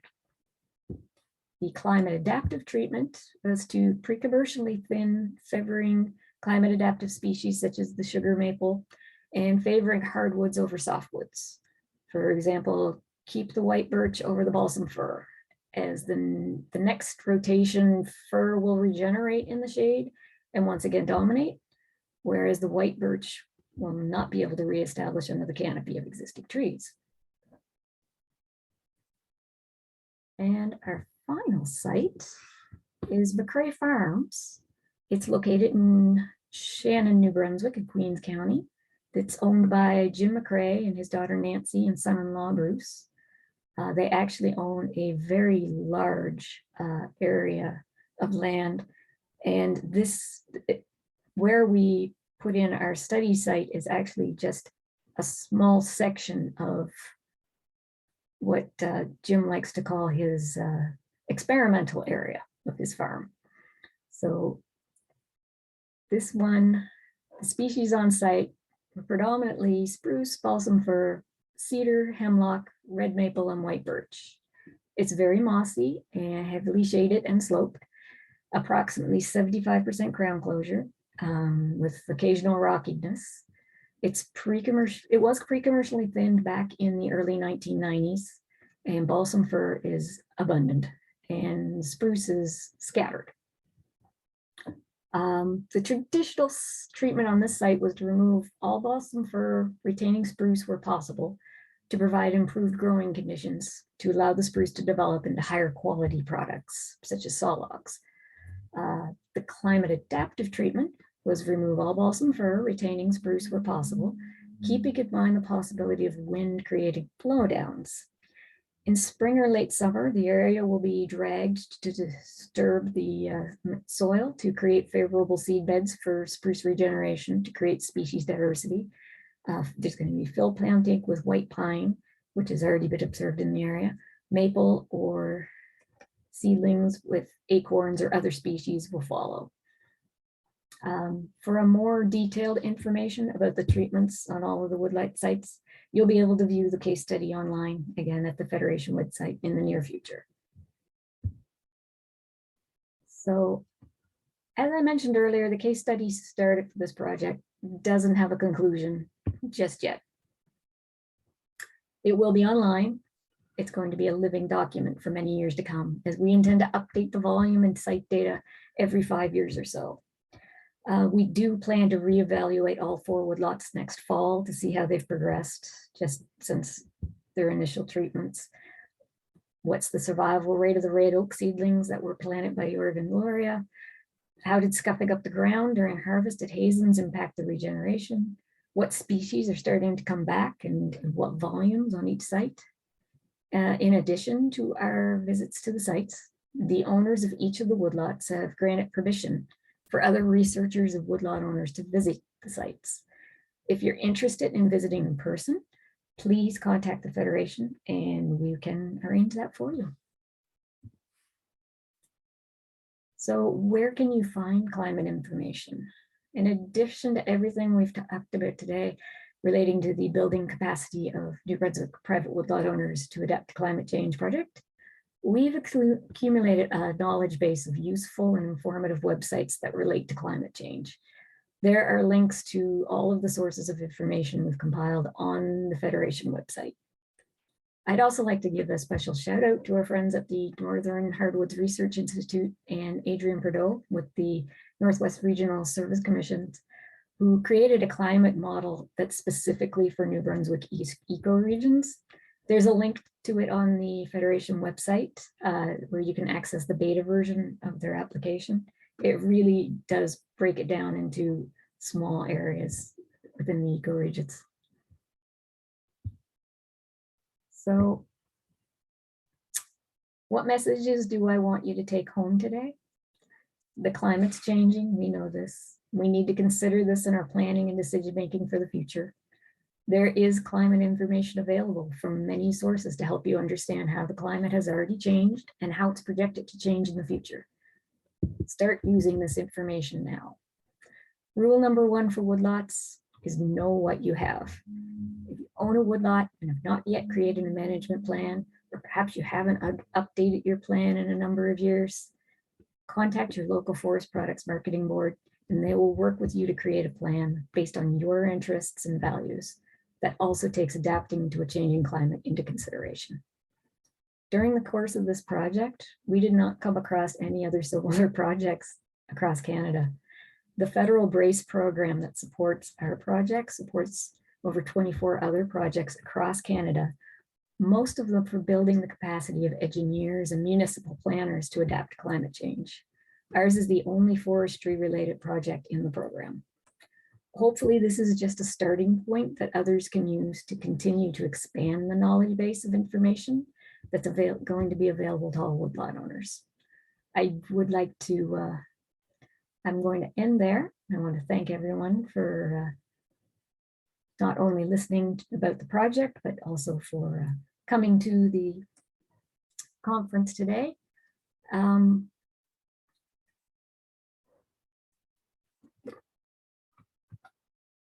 have too many windows open again. I don't believe that there are any comments or questions at this time. So if we can, like I said, Megan and Gareth and Anne McKnight, who was our silviculture specialist on the project, will be joining us for a panel discussion. So you can take a short 15-minute break before returning to the panel. The topics up for discussion this afternoon include the Brace Woodlot Owner Project and New Brunswick forest ecology, basically the importance of resilient forests to all woodlot owners' goals. So in the meantime, you can feel free to type any questions you may have for the panelists in the Q&A window during the break. And I will. We have a couple of questions. Oh, were there a couple? Yeah, in the chat box. There's one from Gareth asking on site 2, why oak seedlings as opposed to acorns? That is because that particular woodlot owner was planning ahead and had already gathered about 50 acorns 2 years previously and started them. So he actually had some on hand. He's also actually going through and he just when he's on the rest of his woodlots, he picks up some more, and he does throw some more acorns in every once in a while too. So he also has a question on site 3, were alternatives to pre-commercial thinning considered? Gareth, you're gonna have to save that for Anne, I think. I'm afraid I'm not a silviculturalist, so I can't answer that one. And says both acorns and seedlings were planted on site. Yes. And I can answer Tom's question regarding how many people are in the conference. Currently we have 129, but we've had 100 up to 133 this afternoon, and we had 141 this morning. So very good attendance. I did have a question about that this morning, about how many participants, and unfortunately with Zoom webinars, the attendees cannot actually see that information. Only the panelists and co-hosts. It's just a feature of Zoom. And there is a question, but I don't know quite how to answer it. There's a question about what's the relationship like between New Brunswick woodlot owners and the provincial government. That could be an all-day question. I was gonna say, I would hand that one over to you, Susanna. Yes, I know. I'm just not sure what there are so many facets to that. So if you could be a little bit more specific, John, I could probably answer your question, but I mean, I could talk for a long time on that one. I'd say for the most part, it's good, but I just don't know quite exactly what you're looking for. We've managed to meet with up to the premier this year several times. So I think that's pretty good, but there might be something more specific in his question that he's trying to ascertain that I'm just not sure what that is. Maren has a question. Would it be possible to go to sites that were harvested using the same prescription in the past? I'm not sure I understand the question, Maren.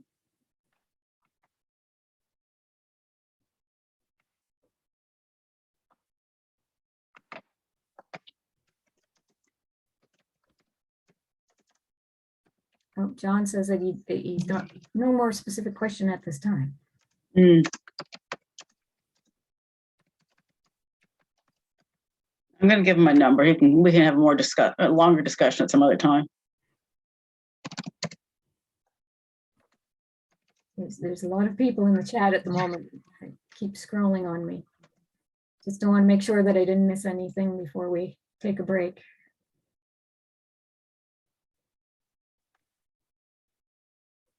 Oh, more messages.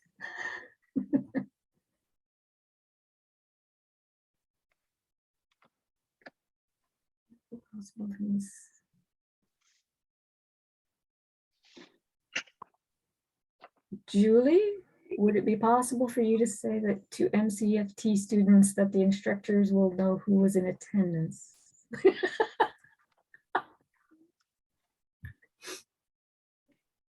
Okay. I think now is a good time to take a quick 15-minute break just before we move over to our panel discussion. It's 2:40 by my clock, so if everyone could come back at 2:55, we will begin the panel then. Thank you, everyone.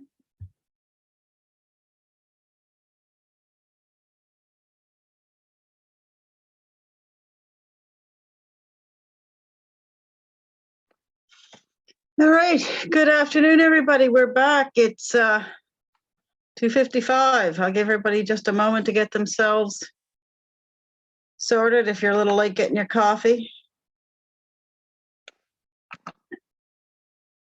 Here's Megan. We've got Anne. If we had Gareth.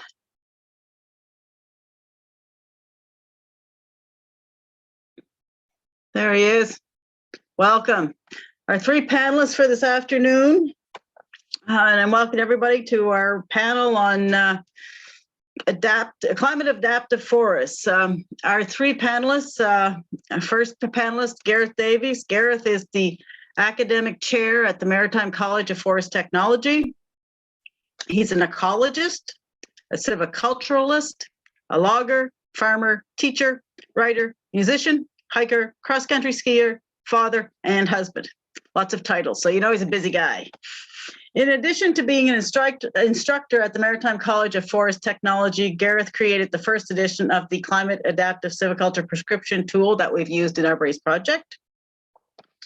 And before starting his 9 years at MCFT, he spent 6 years managing the forestry operations of the Acadia Research Forest and spent 7 years operating his own small forestry company, which provided private woodlot management, forest inventories, logging, thinning, and planting services. He also did professional logger training. Our next panelist is Megan DeGraaf. Megan holds a BSc in biology from Dalhousie University and a master's in forest ecology from UNB. She has worked for over a decade in the nonprofit environmental and natural resource sectors. She was a longtime supporter of community forest before she joined the staff in 2015. Megan manages the Canadian Forest Program, which works to safeguard old forest and restore degraded young forest. She also manages their forest carbon offset projects, integrates climate change resilience into regional forest management practices, and builds rural capacity to manage the Wabanaki forest for income and as a long-term ecological resource. Megan comes from a family of forest workers and farmers and is a woodlot owner and forest and farm owner herself in rural New Brunswick. Our third panelist is Anne McKnight. Anne is a registered forest professional and silviculture manager at the York Sunbury Charlotte Forest Products Marketing Board. Anne obtained her BSc in forestry and environmental management from the University of New Brunswick and has worked with private woodlot owners, helping them to better understand forestry principles and practices and applying this to the stewardship of their forest for almost 30 years.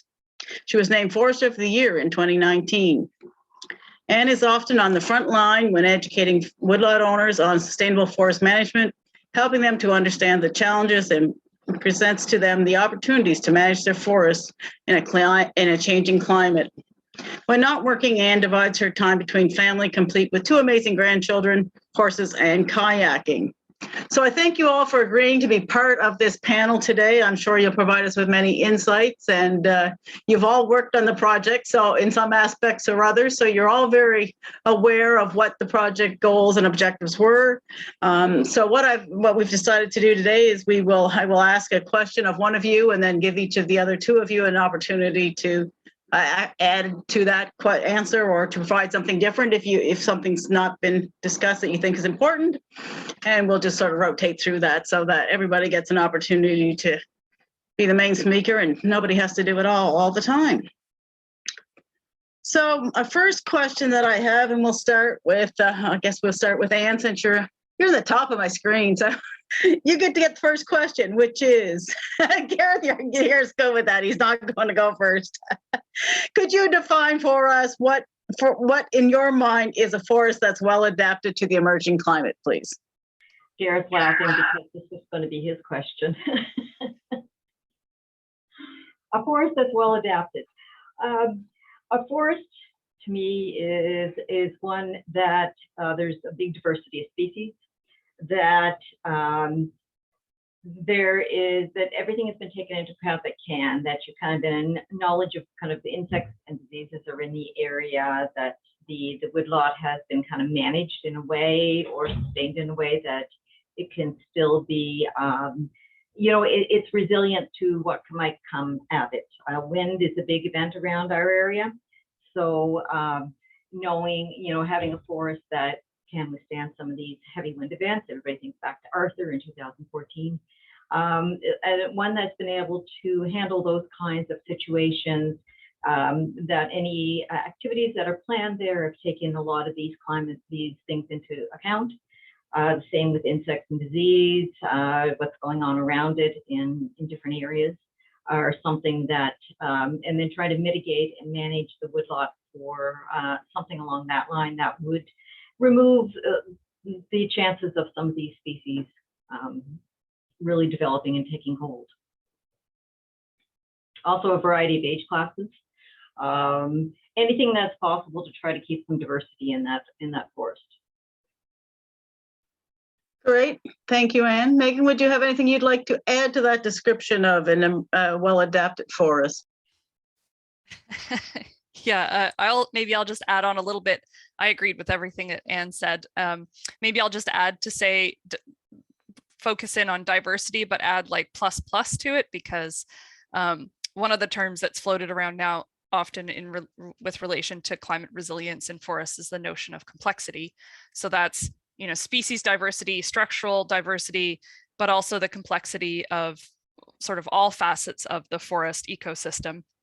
And so that's a word that I like to kick around when talking about adaptation in forests. Other than that, I think Anne really answered that beautifully. Gareth, would there be anything you'd like to add? Only that there's nothing that Anne and Megan said that I don't agree with. Only to add that what well adapted means, and so much about where you are, both sort of like at a map level, regional, where do I live? Where is my forest? What is the climate where I live, and what is the projected climate, but also what kind of site are we talking about? So what is well adapted it needs to be a very focused question, right? So I don't know, we might consider sugar maple to be well adapted in general, for example, in a given region in the Maritimes, but depending on the woodlot you have or the site you have, it might not be a suitable or reasonable species for that site. We'd all love, maybe not all, but I know I would love walls and walls of sugar maple in my backyard, but if the soils and sites aren't conducive to that, it's not really reasonable. So yeah, now I'm going to take an opportunity to pick up a thread there and answer again. And that's just to say that, diversity and complexity are in broad terms really good goals to have when it comes to striving for adaptation or resilience in a given woodlot, but it's not always appropriate for a given stand to make it more diverse or more complex. A black spruce bog might just be fine the way it is, or about as adapted as it's going to be. And if you intervene to, say, artificially stuff some other species into that site, you might actually cause more harm than good. And so the important thing is to understand that site really well, and then to understand what's possible and even desirable, but without, infringing too far on a given site. Okay, now I'm done. That's fine. That's exactly how this should work. If you should feel free at any time to chime in with anything that needs to be said. I think that just points to the reason why we do these conferences and why we have forest professionals to assist woodlot owners to make these tough decisions, because it is complex. And so the next question, which I will start with you, Megan, is how does the adapted forest help to mitigate climate change? Right. This is a great question. So just for those folks who may not be as familiar with the terms as we are, when we talk about adaptation, basically you're talking about the ability of a forest to withstand, endure, and even prosper when it comes to the effects of climate change. And then when we're talking about mitigating climate change, what that means is drawing carbon out of the atmosphere, which is the thing that trees do so well. And so when you're talking about mitigating climate change, you're really talking about how do you manage your forest to increase the amount of carbon that it could reasonably pull out of the atmosphere and store in its cell walls and in the body of the forest. And so we're fairly lucky here in the Wabanaki Acadian Forest region in that those species that have been projected to do well in terms of climate change, as in those species that are projected to be relatively resilient or well adapted, also happen to be the species that are the best at storing carbon. Or put that another way, they are the species that store great amounts of carbon and very stably as well. So if you are managing your forest for species that are well adapted to climate change, or at least projected to be fairly well adapted to climate change with a little bit of a head wobble, right? Then you're also managing your forest. For the most part, there are some, asterisks there beside some of those, but for the most part, you are also managing your forest for species that are going to store kind of the most amount of carbon. And then just another thing to tag there, of course, is that managing for mitigation for increased carbon sequestration and storage doesn't just mean managing trees, because actually the bulk of forest carbon is locked up in soil, and not just in trees. And even more carbon is stored in peat bogs. So if you have, I'll go back to my little black spruce example from the previous question. If you have a black spruce peat bog or forested bog, it would be far more detrimental to the climate if you went in there and messed around with that underlying peat and soil than it would be just to leave it alone, and maybe some of those trees, you know, die because maybe they're not very well adapted. I mean, I'm really painting some broad strokes here, but there's just an important point there to make around not all carbon is in trees. And in fact, other parts of the forest ecosystem are really, really important when it comes to mitigating the climate, and it's not all about the trees. Okay, great. Thank you, Megan. Gareth, anything you'd like to add? Taking notes and taking anything in that Megan said. Excellent, Megan. Can you repeat the question in relation to, so that I can make sure that I'm not Sure. being the broken record? How does the adapted forest help to mitigate climate change?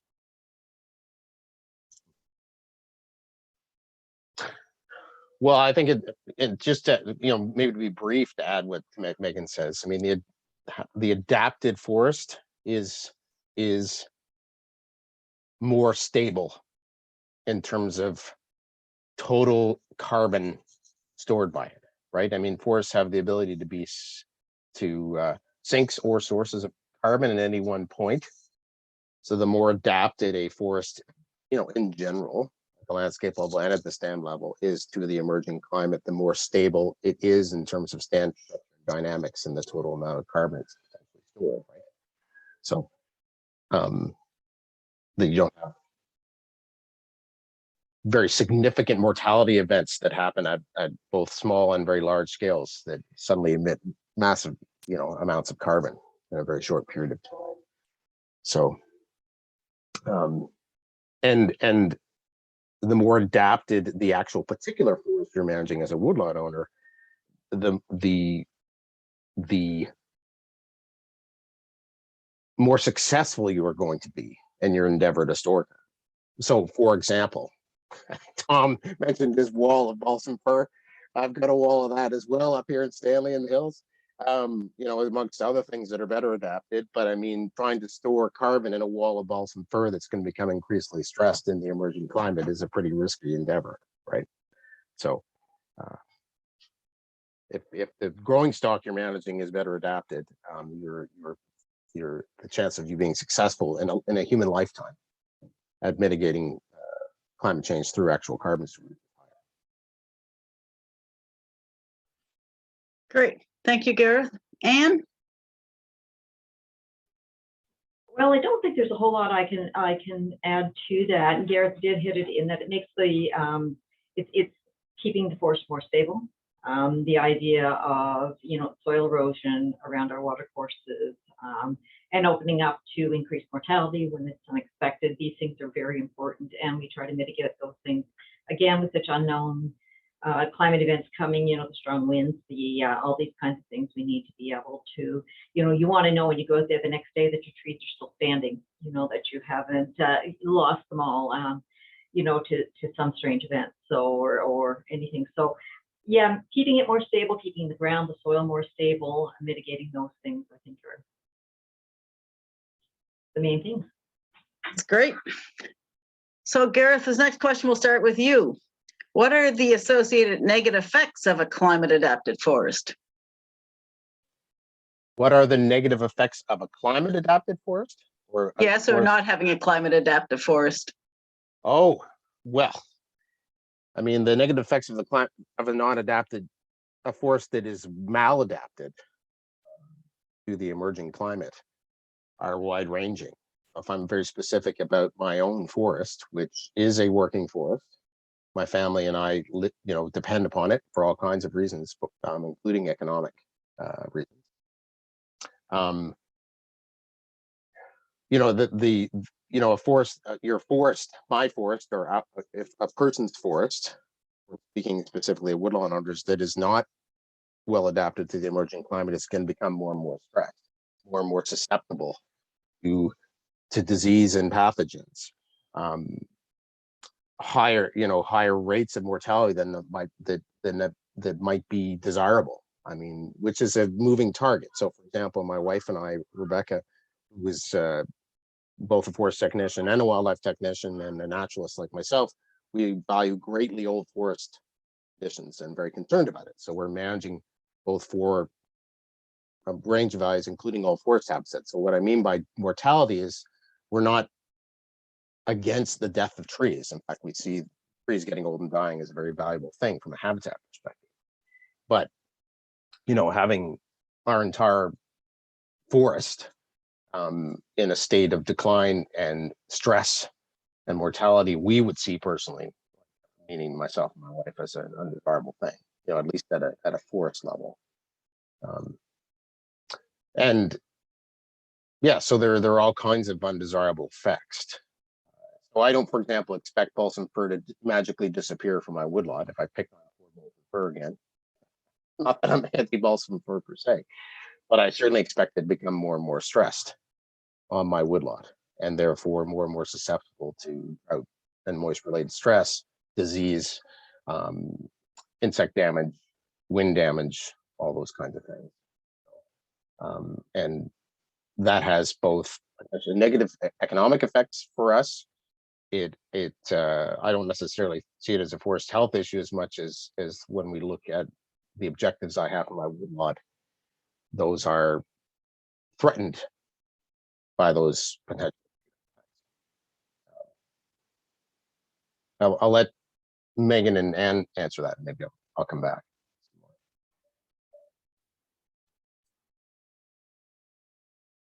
I was just going to wait to see if Anne wanted to go first. Didn't want to jump. Go first. It doesn't matter. Go for it. Okay. I guess as woodlot owners, when I've dealt with them for many years, they have so many different goals and objectives, and they're very excited about the woodlots and what they do with them. So, if an owner has been working away at a goal for his woodlot, and then all of a sudden something like Arthur or something like a large event happens, this is devastating to them. It could be financial. This could have been something they were working towards for their retirement.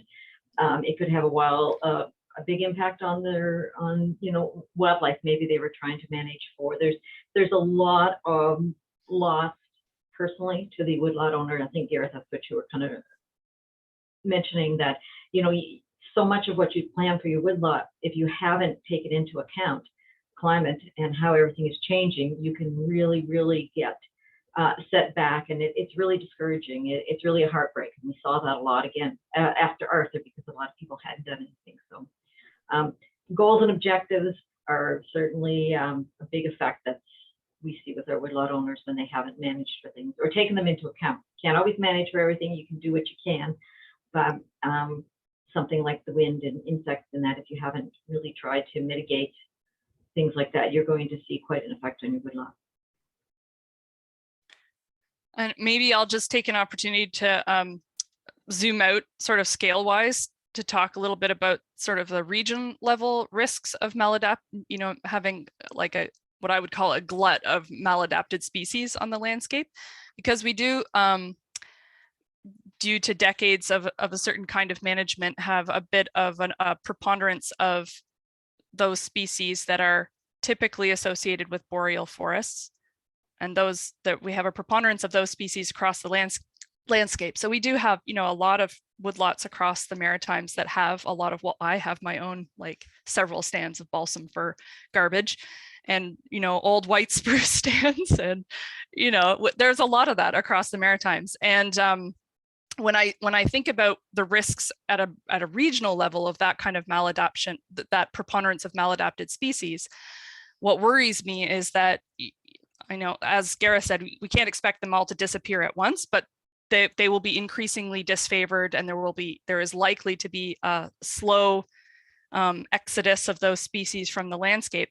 But that slow exodus is still like much faster than the rate of replacement by other species. So put that another way, those species, as they disappear on the landscape, are going to leave gaps behind that may not be filled by other climate resilient species and may instead be largely filled by shrubs or understory species, or some mix of things that just aren't going to store the same amount of carbon. And that's where the big sort of worry comes in at a regional level. And that is that if you are replacing, through the effects of climate change, replacing carbon storing, carbon holding species with those coming in that are less, have a less of a capacity to store carbon, it's because they're shrubs, they're smaller, whatever. And you're simultaneously, say, losing some carbon from disturbed soils or warming soils or whatever, then we've got a forest that is no longer a sink, it is a major source. And that just flips the switch towards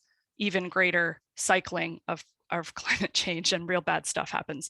So that's actually the thing that I think about more at a regional level. And then when you zoom in at the individual woodlot level, some of those same kind of scale issues apply, though. I mean, everybody who has a balsam fir stand like me or like Gareth should be worrying about that, and should be thinking about like what happens when it gets knocked over by the next Arthur, or all falls over due to butt rot or whatever.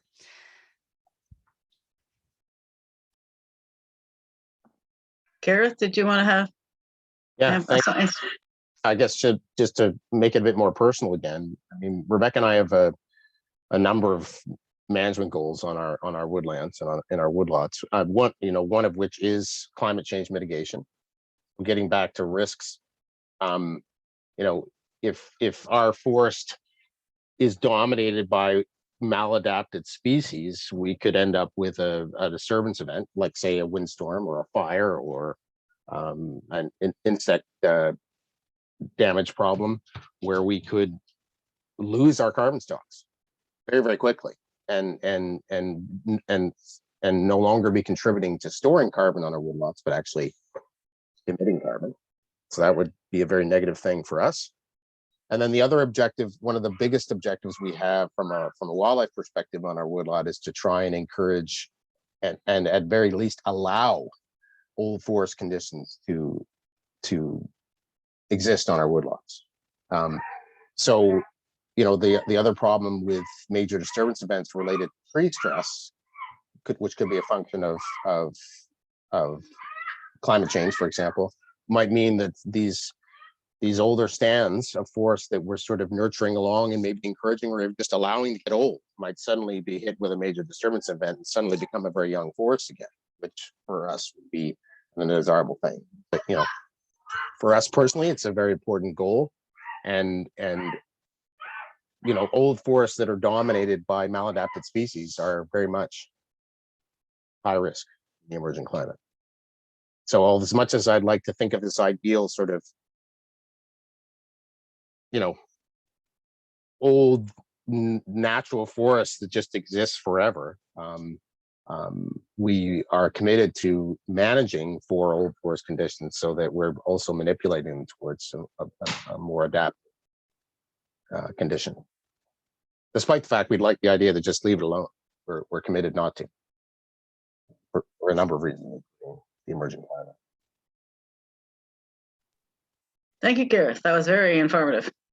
So now I'm in sort of as a transition from what Gareth is saying, I'm wondering if I could get Anne and then Megan and Gareth again to talk about what does this trying to adapt to climate change have to do with what is the impact on various woodlot owner goals, be that enjoyment of the wood, timber, foraging, wildlife? What do we think the impacts are going to be on these various values that woodlot owners hold? And if you wish to go into what they might do to try and mitigate that. Okay, I guess one of the big things that some woodlot owners might have to realize is that what they want, I think Gareth kind of hinted at this, what they want, they might not be able to do. That, some of the things they could plan for their woodlot maybe isn't going to necessarily be the most climate adaptive goal, and that if they want to keep their woodlot in production for whatever reason, doesn't have to be wood production, but that they may have to change some of their goals for the woodlot, or they may have to adjust things to think a little differently. And I think that's one of the things that owners could try to do is you've got to know what you've got on the woodlot. You have to know what you can do, what is realistic to do, what you are able to accomplish. So getting those goals all lined up and realizing that you can move forward with some of these goals. But some of them you're not going to be able to. It's just a fact of life. You know, if wood production is yours and you were a clear cut and plant and I want to grow this, a monoculture and all this, and then you lose everything, you have to realize something could come through, a new insect, a new disease, something that could wipe everything right out. So maybe you might want to change what you're doing, either planting a diversity of species. You might want to plant things, a little different way, or staggering, or putting some overstory like nurse crop trees in there. So, or it may be purely recreational, or you have areas of your woodlot that have nice streams or brooks, or you want to take advantage with a camp. So maybe you can't do that. Maybe you need to set that back because of high water events that, by your clearing, you may end up creating some flooding. There's a lot of things that maybe you have to sit down with somebody who can maybe give you the information. And it's kind of overwhelming, because it's overwhelming to people who are trying to advise woodlot owners too. We have a lot that we don't even know ourselves, and there's great studies being done out there and great information, but it's taking us a while to try to get everything in place. And that's why Brace has been so good. That people have to realize that, maybe I need to talk to a woodlot owner organization, or I need to talk to somebody else so I can get a plan in place, and then start talking about succession planning as well, because woodlots aren't like farms that you just have a 3-month rotation. Sometimes it takes 40, 50, 60, 100 years to get that goal. And so to have a succession plan in place so that there is a perpetual succession of things being done for the woodlot that will help it. And there's a lot of ups and downs along the way, a lot of things that can mitigate what you can do. There's markets, there's manpower, there's a lot of things that come into play as well too, as woodlot owners are trying to navigate this whole, just not even managing the woodlots and throwing climate change in at the same time. So it really means that the owner has to really adjust their thinking, that maybe what they originally planned to do, they're not going to be able to do. Maybe they have to just do it in a different way. And that maybe there's some really good options as well. Okay. Megan? Maybe I think Anne covered a lot of really great points there. And maybe one thing that I would just pick up on and add to is that if you go back to the decision tree, the climate adaptive silviculture decision tree that Gareth created in partnership with all of this project, the focus of that decision tree was really to prioritize climate resilience or climate adaptation. Second, climate mitigation through increased capacity for carbon storage. And then those were the two goals. Like that, those were the goals of the prescriptions. Timber production is meant to be a byproduct. So a byproduct of that kind of management, you get timber. And that's just to pick up a point that Anne was making. The past regime of management that we've used in this area that focused on intensive production of timber species has really resulted in a high vulnerability across the landscape of those species, and of therefore thousands of hectares of land in the face of climate change. So if you have an interest in maintaining a fair amount of growth in your woodlot and not seeing attrition due to climate change and declining stocks, then focusing on climate adaptation is probably the better way to go. And that requires a certain amount of acceptance of less timber production, at least for a while, until we kind of get ourselves sorted out in the region. So I just wanted to underline that point that Anne made. Gareth?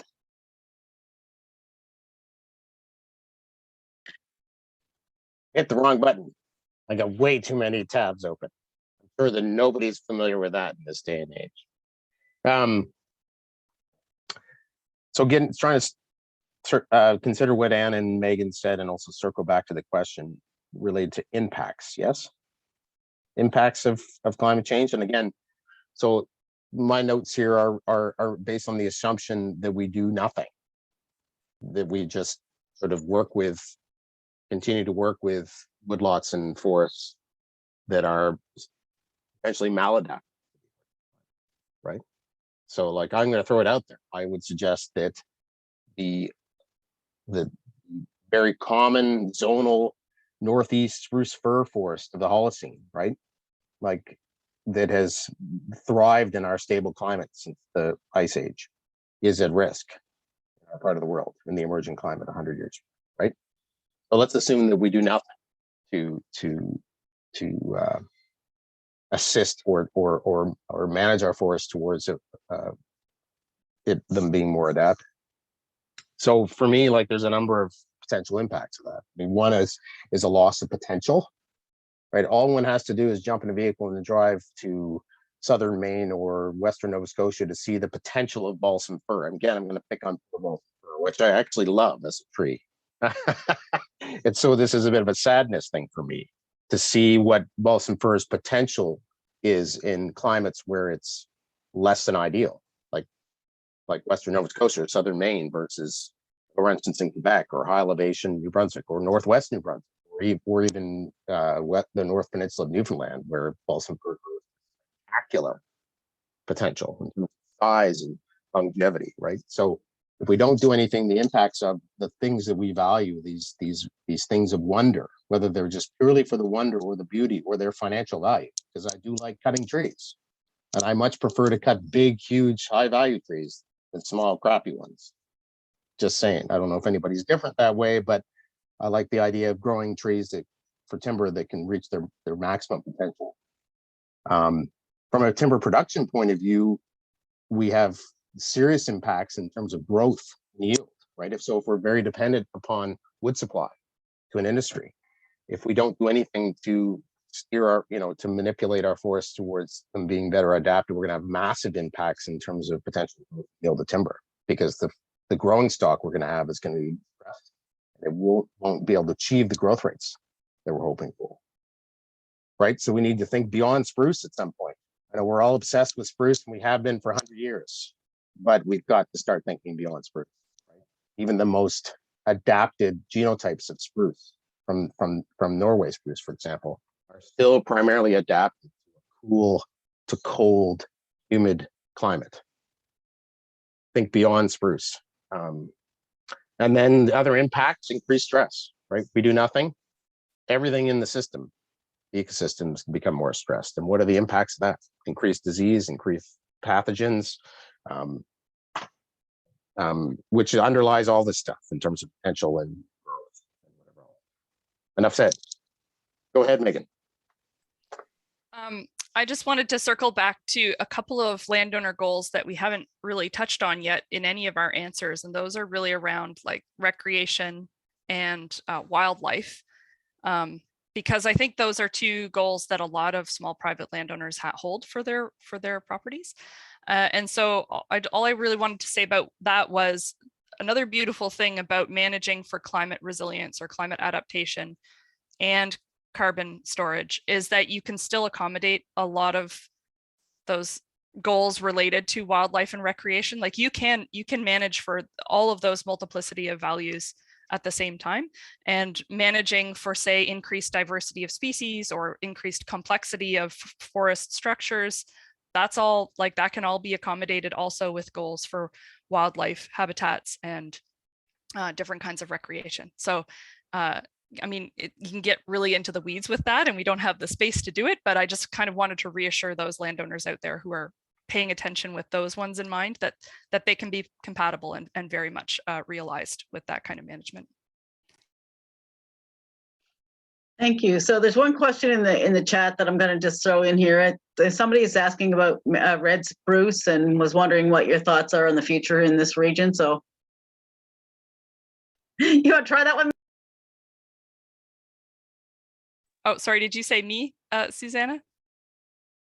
I was laughing because you're asking a good question. Red spruce, we all love red spruce, but the answer to your question is really, it depends on where you live. I mean, generally speaking, and I'll let Gareth and Anne will both have more to say about this, but red spruce is one of those hemiboreal species. It's iconic to the Wabanaki Acadian forest region. Very, it's the tree, right? But it does have its own climatic preferences, to anthropomorphize it a little bit. It likes a cool maritime climate, cool coastal maritime climate. So that like Fundy fog belt along the Fundy Bay, that's the peak habitat, right? And so the farther you get away from that kind of habitat for the red spruce, the less well it is projected to do. So, up towards where Gareth lives, maybe not going to look great for red spruce. And sorry, Gareth. And so just bear that in mind. The warmer the region, and everything is supposed to get warmer and wetter. The warmer the region, the less likely red spruce is to do well. Gareth, you'd like to weigh in? No, just to add to what Megan's saying, I mean, red spruce is most definitely dependent upon cool to cold, humid to per-humid climate. The big wild card is evapotranspiration rates and soil moisture during the growing season, right? So even in western and northwestern Brunswick, you find red spruce growing on ideal sites as opposed to zonal sites. In eastern Nova Scotia, I'll never, every time I go there, I can't believe, like, red spruce grows on everything. It grows on rocks, it grows on pavement, it grows on trees, it grows on walls. Like, it's crazy.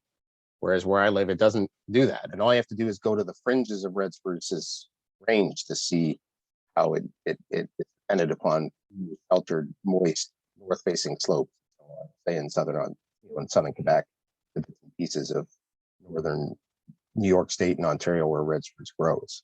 I think John Major's famous for saying that red spruce, as the climate cools, it spreads inland, and as it warms, it retreats to the coast. Right? So I think, as Megan said, it entirely depends on where you are, whether red spruce is going to be resistant or whether it's going to become stressed. Anne, anything you'd like to add to that comment about red spruce? No, I think that pretty well. Covers it all.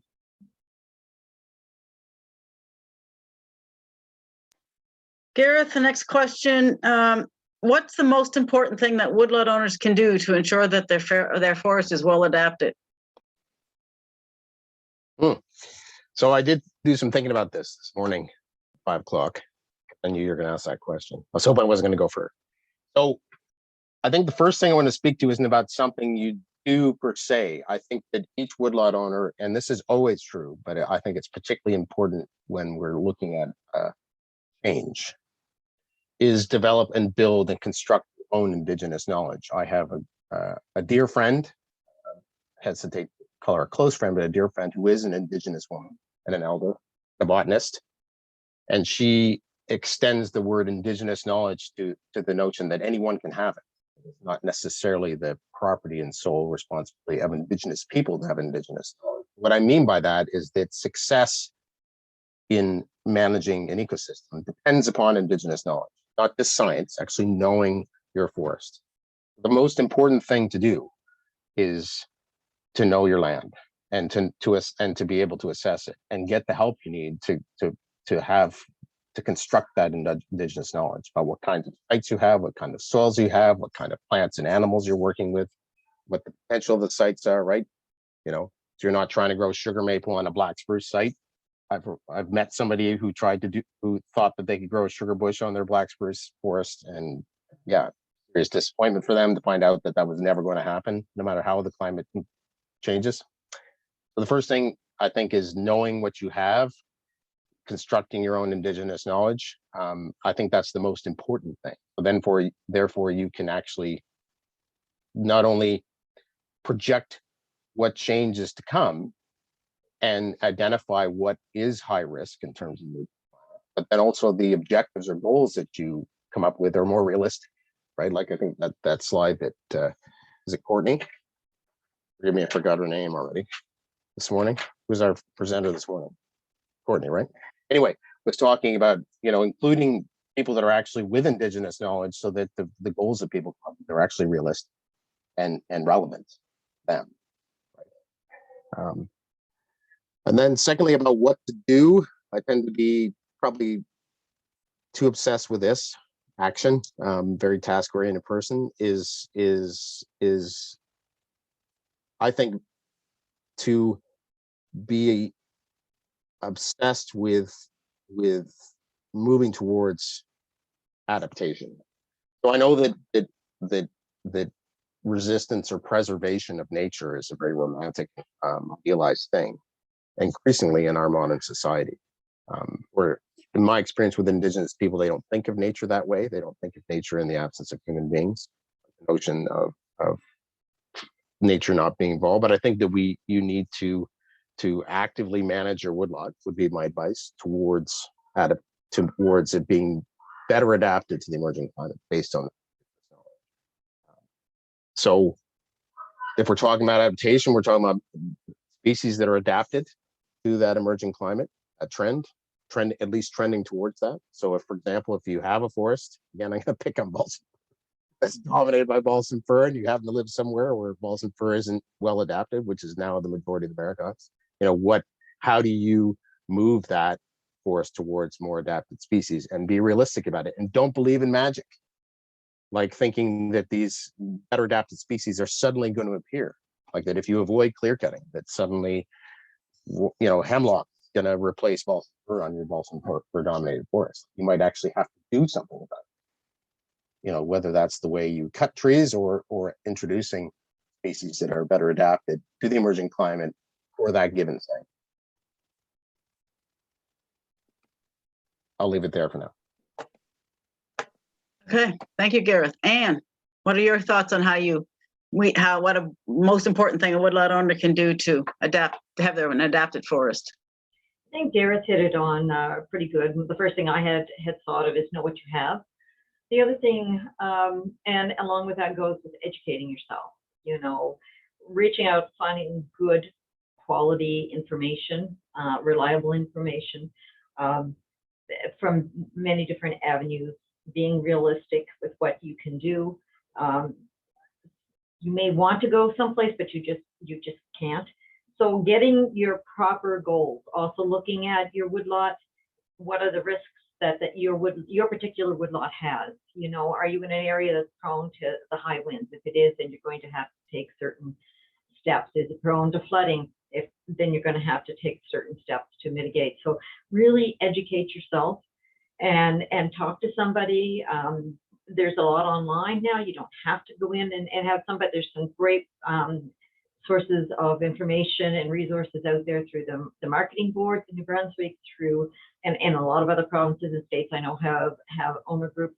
A lot of information online now that is coming out that can help people make a decision and making a plan. And I like Gareth's idea. You have to move forward. You have to have a goal of where to go with this, because if not, you're just kind of going along and seeing what would happen. You really need to see where you need to go with this, and make sure people know in your family. That's where succession planning comes again, because it is going to be a long-term thing.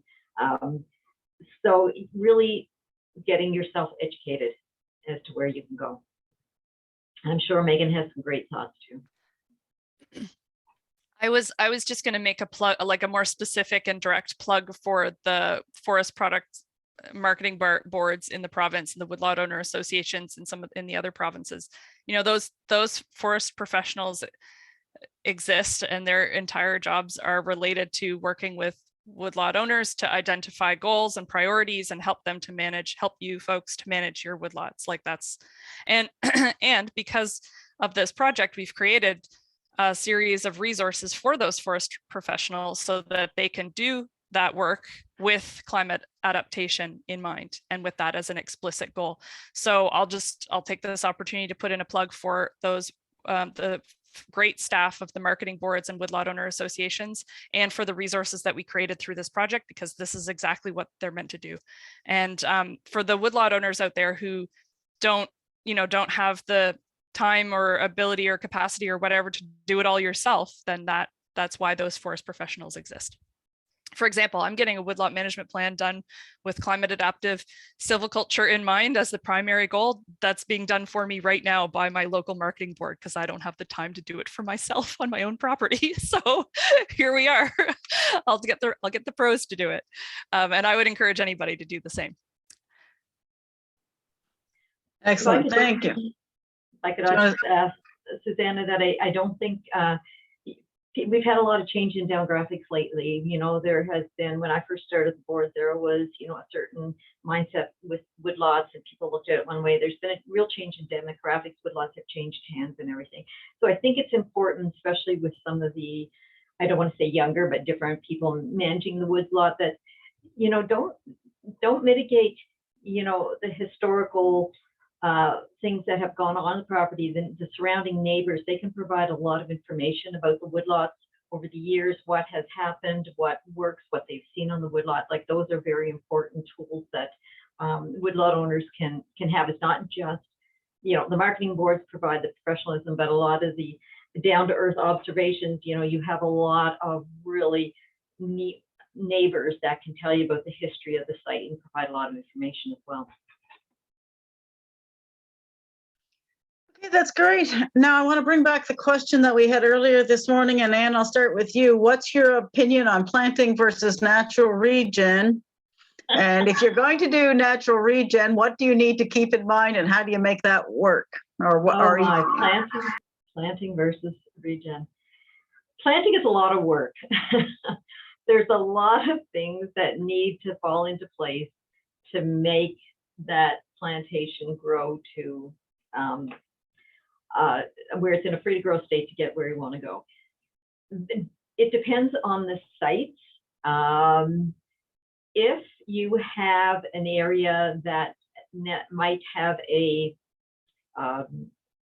good source of seed, if you can, either through changing your harvesting by maybe not clear cutting, maybe providing seed trees, maybe doing some selection cut where you then follow it by some disturbance of the soil. If you can get the natural seed source in there, absolutely. What is growing there often is what is best suited to that site.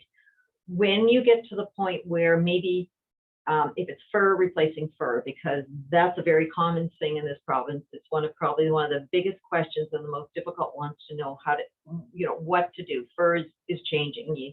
You drive down the road to see dead fir everywhere, and I think someday tomorrow is going to talk about this sudden fir death. That, you know, maybe you want to try to not have fir coming back. So then you've got to look at an innovative way, whether it is scarifying, whether it's underplanting, whether it's, if the site can handle it, seeding with seed. I had an owner who actually site prepped a small clear cut area and then hand sowed it. And we now have small trees coming up all through it. There is, you know, ideas to plant acorns in, because we all know that red oak is supposed to do very well. So it's very difficult to say one or the other. Planting is a lot of work. There's a lot of commitment. And ideally, you want the diversity in the long run. These trees sometimes that are planted for growth, they're looking at a 40-year rotation. So you're looking at a short-term turnover. And you've got a monoculture that probably is a whole other discussion as to, you know, with insect disease and possibilities of some damage there. So, you know, if you can go with natural regeneration, again, it's what you've got on site to start with. If you've got a seed source there that you can work with, talk with somebody to see if you can harvest it in a way that you can encourage the natural regen to come out. If you can't, what's some options? Can you seed it? Can you fill plant it to try to bring in some of these so that over time these more climate adaptive species will take over? It's, in my mind, not that clear cut a yes or no answer. like everything else? It depends. Megan. I'm with Anne. I'm a fan of working with natural regen as much as possible with the judicious application of planting or seeding other species. You know, I think it's worth also considering that planted trees shouldn't be sacrosanct either. If you end up with a mix of naturally regenerated seedlings or young trees, and you also have some planted trees in there, eventually you're still going to have to apply the next stage of intervention or the next management step. You may end up having to cut the very ones that you planted, and I think that that's okay too.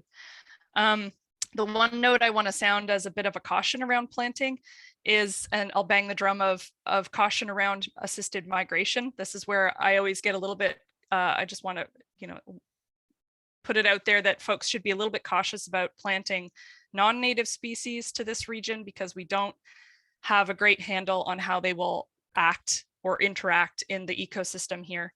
And there are places that are doing some controlled trials of planting non-native species, something like the Acadia Research Forest or the Peddlewa Research Forest. Those are the right places to be testing out those kinds of new and different species. And I always am a little bit cautious myself about just jumping into planting non-native species in a woodlot just to see, because we don't know what could become an invasive or interact negatively with wildlife habitats or whatever.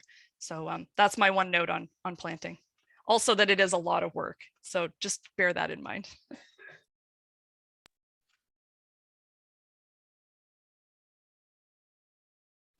Do you have anything you want to say on planting, Gareth? Oh, lots. But I guess what I'll try to be focused and concise here. I think the other thing that we need to consider moving forward is changing our perspective and paradigm related to tree planting from a climate change adaptation point of view. And what I mean by that is that tree planting in forest management in Canada and elsewhere has been either driven by reforestation or afforestation of forests that are difficult to regenerate naturally, like, for example, jack pine.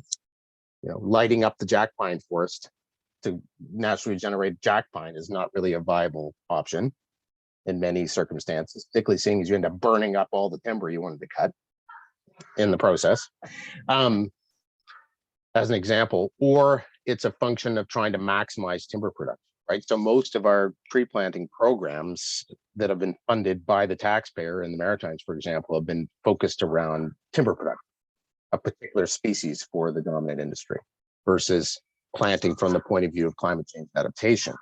So we need to consider different types of planting, different approaches to planting, and different objectives and standards associated with planting, right? So rather than the classic 1,000 trees an acre, maybe a few well-tended, well-looked after trees, and whatever the cost, right?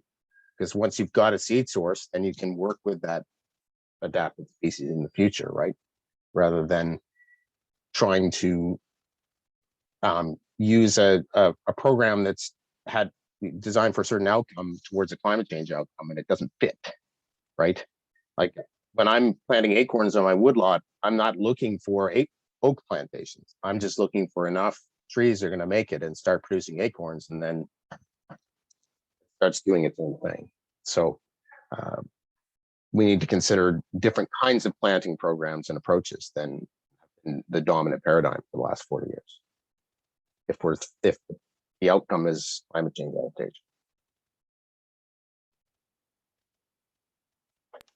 And natural. Okay. Sorry, Gareth, didn't mean to cut you off. Well, natural generation I know the Nova Scotians, I'm going to pick on Nova Scotia here, like to think that balsam fir will just go away if we don't like it. It's not going away. So planting may be, or artificial regeneration may be the only option in many cases. How do we get more of what we want?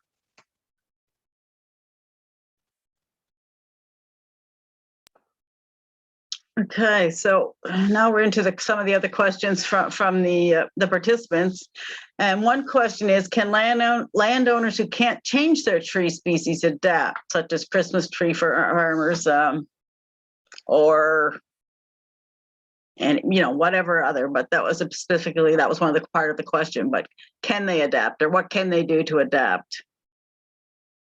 Who'd like to tackle that one first?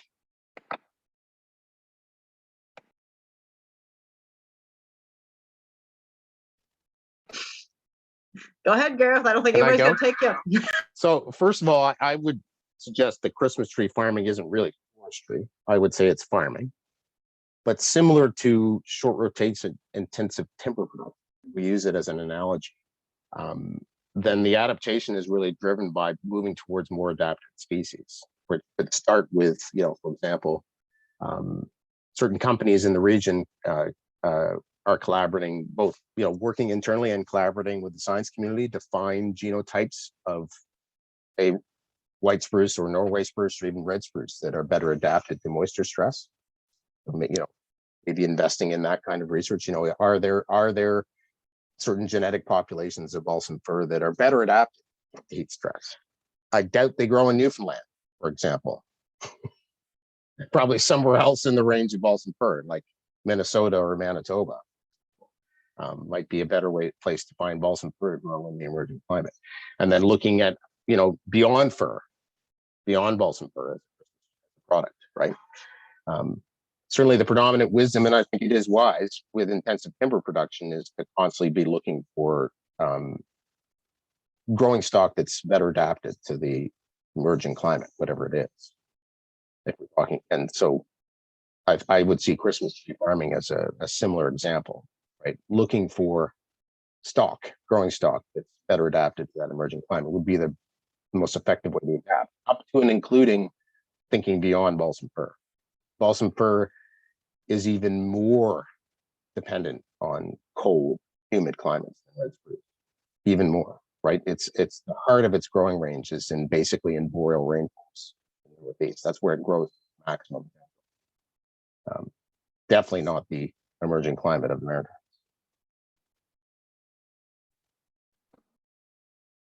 Megan, Ann, either one of you want to weigh in on that one? No, I thought that was a great coverage, Gareth. So one of the other questions I had was, are there incentives to do nothing, basically? If you don't want to cut, are there resources, and how do you find them to assist with non-cutting? Or what does the carbon market look like? There was a question related to carbon somewhere too, so. Okay, I'll take that one. Carbon markets are complicated. I'm going to make this, I'll kind of try and shorten this as much as possible, but there is at present the development of a national framework for a national carbon market and accompanying protocols that would cover forest carbon offsets programs, including forest carbon offsets projects on small private woodlot owners' lands. But like I've been telling folks sadly for like the last 5 years, that's in development. And it is in development, but it's just real slow. Still, there's a caveat though. For the most part, forest carbon offsets projects, if and when they are available to small private landowners here, will still require a certain amount of management, because the intention is that you maintain a certain amount of carbon, sellable carbon, and that requires interventions to maintain or even grow that carbon. And if you fall below the amount that you've committed to sell, then there are penalties. So it does require interventions. Usually it's in the category of improvement management though. So because most of those forest offsets programs require management that falls into the category of improved forest management. So you're usually, in broad terms, taking out those less adapted species, low quality species, and then encouraging the growth of bigger trees and holding them for longer rotations.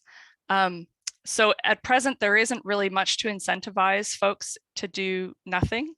And even if there were, that's still not the same as adaptation. So I think Gareth made this point earlier that really, if you're concerned about the stability and the longevity of your woodlot, that still does require a certain amount of intervention, which means a certain amount of cutting, because the climate is likely to affect it. There's very few forest stands out there that are naturally highly resilient to the effects of climate change. We've intervened so much across the landscape that most of the forest here is vulnerable to a certain degree.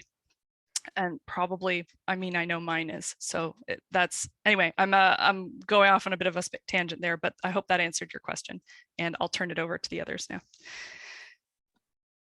And Gareth, anyone you want to weigh in, or shall I just move to the next question? I think Megan covered it really well, and I know that's always been one of the things we've mentioned at the marketing boards all around, like pay us not to cut our trees. That's been something that we've heard time and time again, but unfortunately, there's nothing at this point that I know of any funding that's available for something like that. But the current market, like she said, it's complicated, but maybe someday. I think the only thing I would say in the moment, to try and be concise, is that for a woodlot owner that really cares about, is concerned about and cares about the future of forest ecosystems and their little patch of forest climate, before you make the assumption that doing nothing is always the best thing. And many people believe that, right? And some people are actually sort of morally opposed to cutting trees. To each their own, to each their own. I kind of like wood myself. I'd like to drive a car made out of wood if I could. But I would challenge you to get to know your forest and to actually do a comprehensive and intensive risk assessment of your woodlot. So, maybe you're lucky enough to have a woodlot that's dominated by,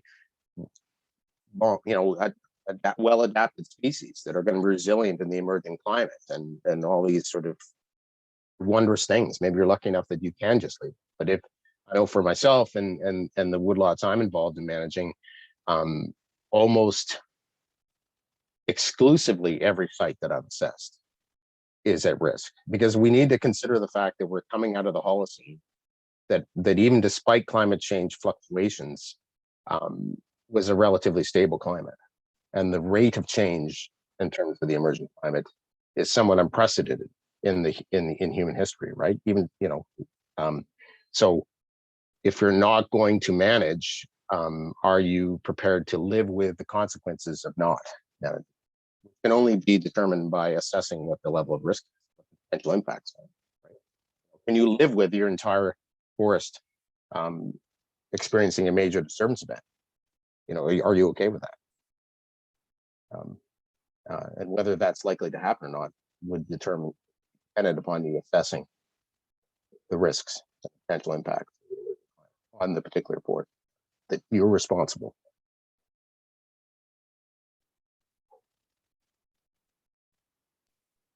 Okay, so we have one other question that's, in addition to red oak, what are some of the things that people could try seeding? And then a sort of related question is, when do you think there might actually be the introduction of non-native species, or when might that be happening?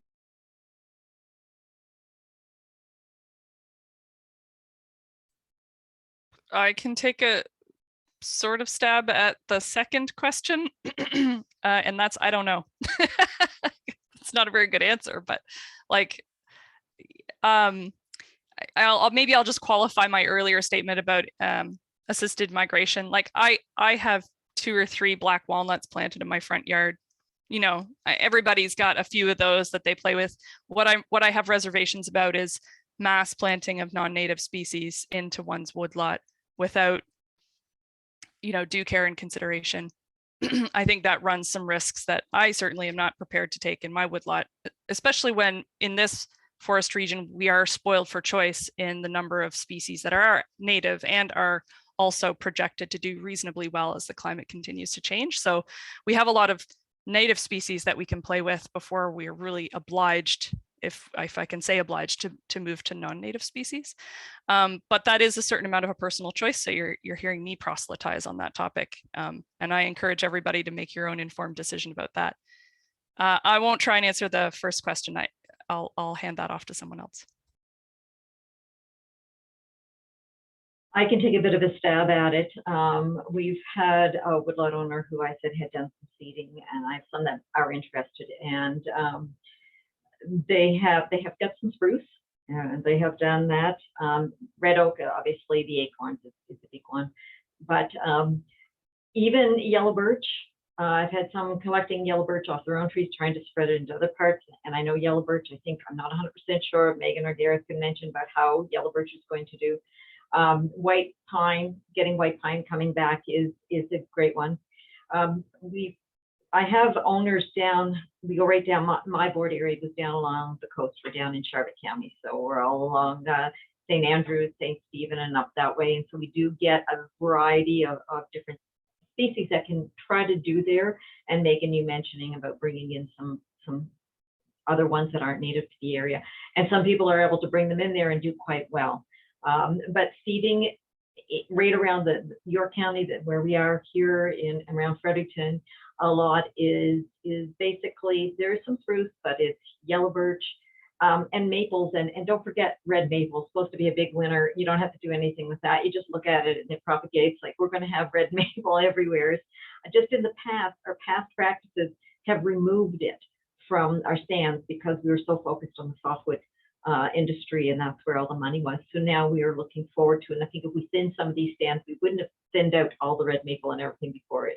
But it's very prolific. It comes back and it's growing everywhere. So that one comes back on its own. So you don't really, you have to worry about seeding it in. It's going to do really, really well. And that is one of them, like Megan says, we can play with in this area. So yeah, and it's maple logs. Sugar maple obviously has its advantages with some other properties, but red maple is going to be here. So sometimes maybe industries just have to try to find ways to adapt to use what we have. Poplar used to be a really bad word many, many, many years ago, and then it got really, really a big industry around poplar and things adapted. So I think industry can do it, and that's where we're going to have to go. So guessing, try to stick to seeding those things that we sort of see around here, but sticking to not really wild exotic ones. Thank you. And I see we're actually a couple of minutes over our time. So I thank you very much as panelists for participating not only in this panel, but for participating in the project, for all the help, the resource, the knowledge that you provided to us. We greatly appreciate that. And I'd also like to say thank you to all the people that participated in day one. I'm blown away by how much participation we've had. So it's been great. We trust you're all coming back tomorrow for our 10 o'clock start for day two. So we'll look forward to that. And the recordings of these will eventually be on the website, or if you have people that would like to join us tomorrow, just tell them to follow the links and be happy to have them participate tomorrow. So thank you, everybody, and have a great evening.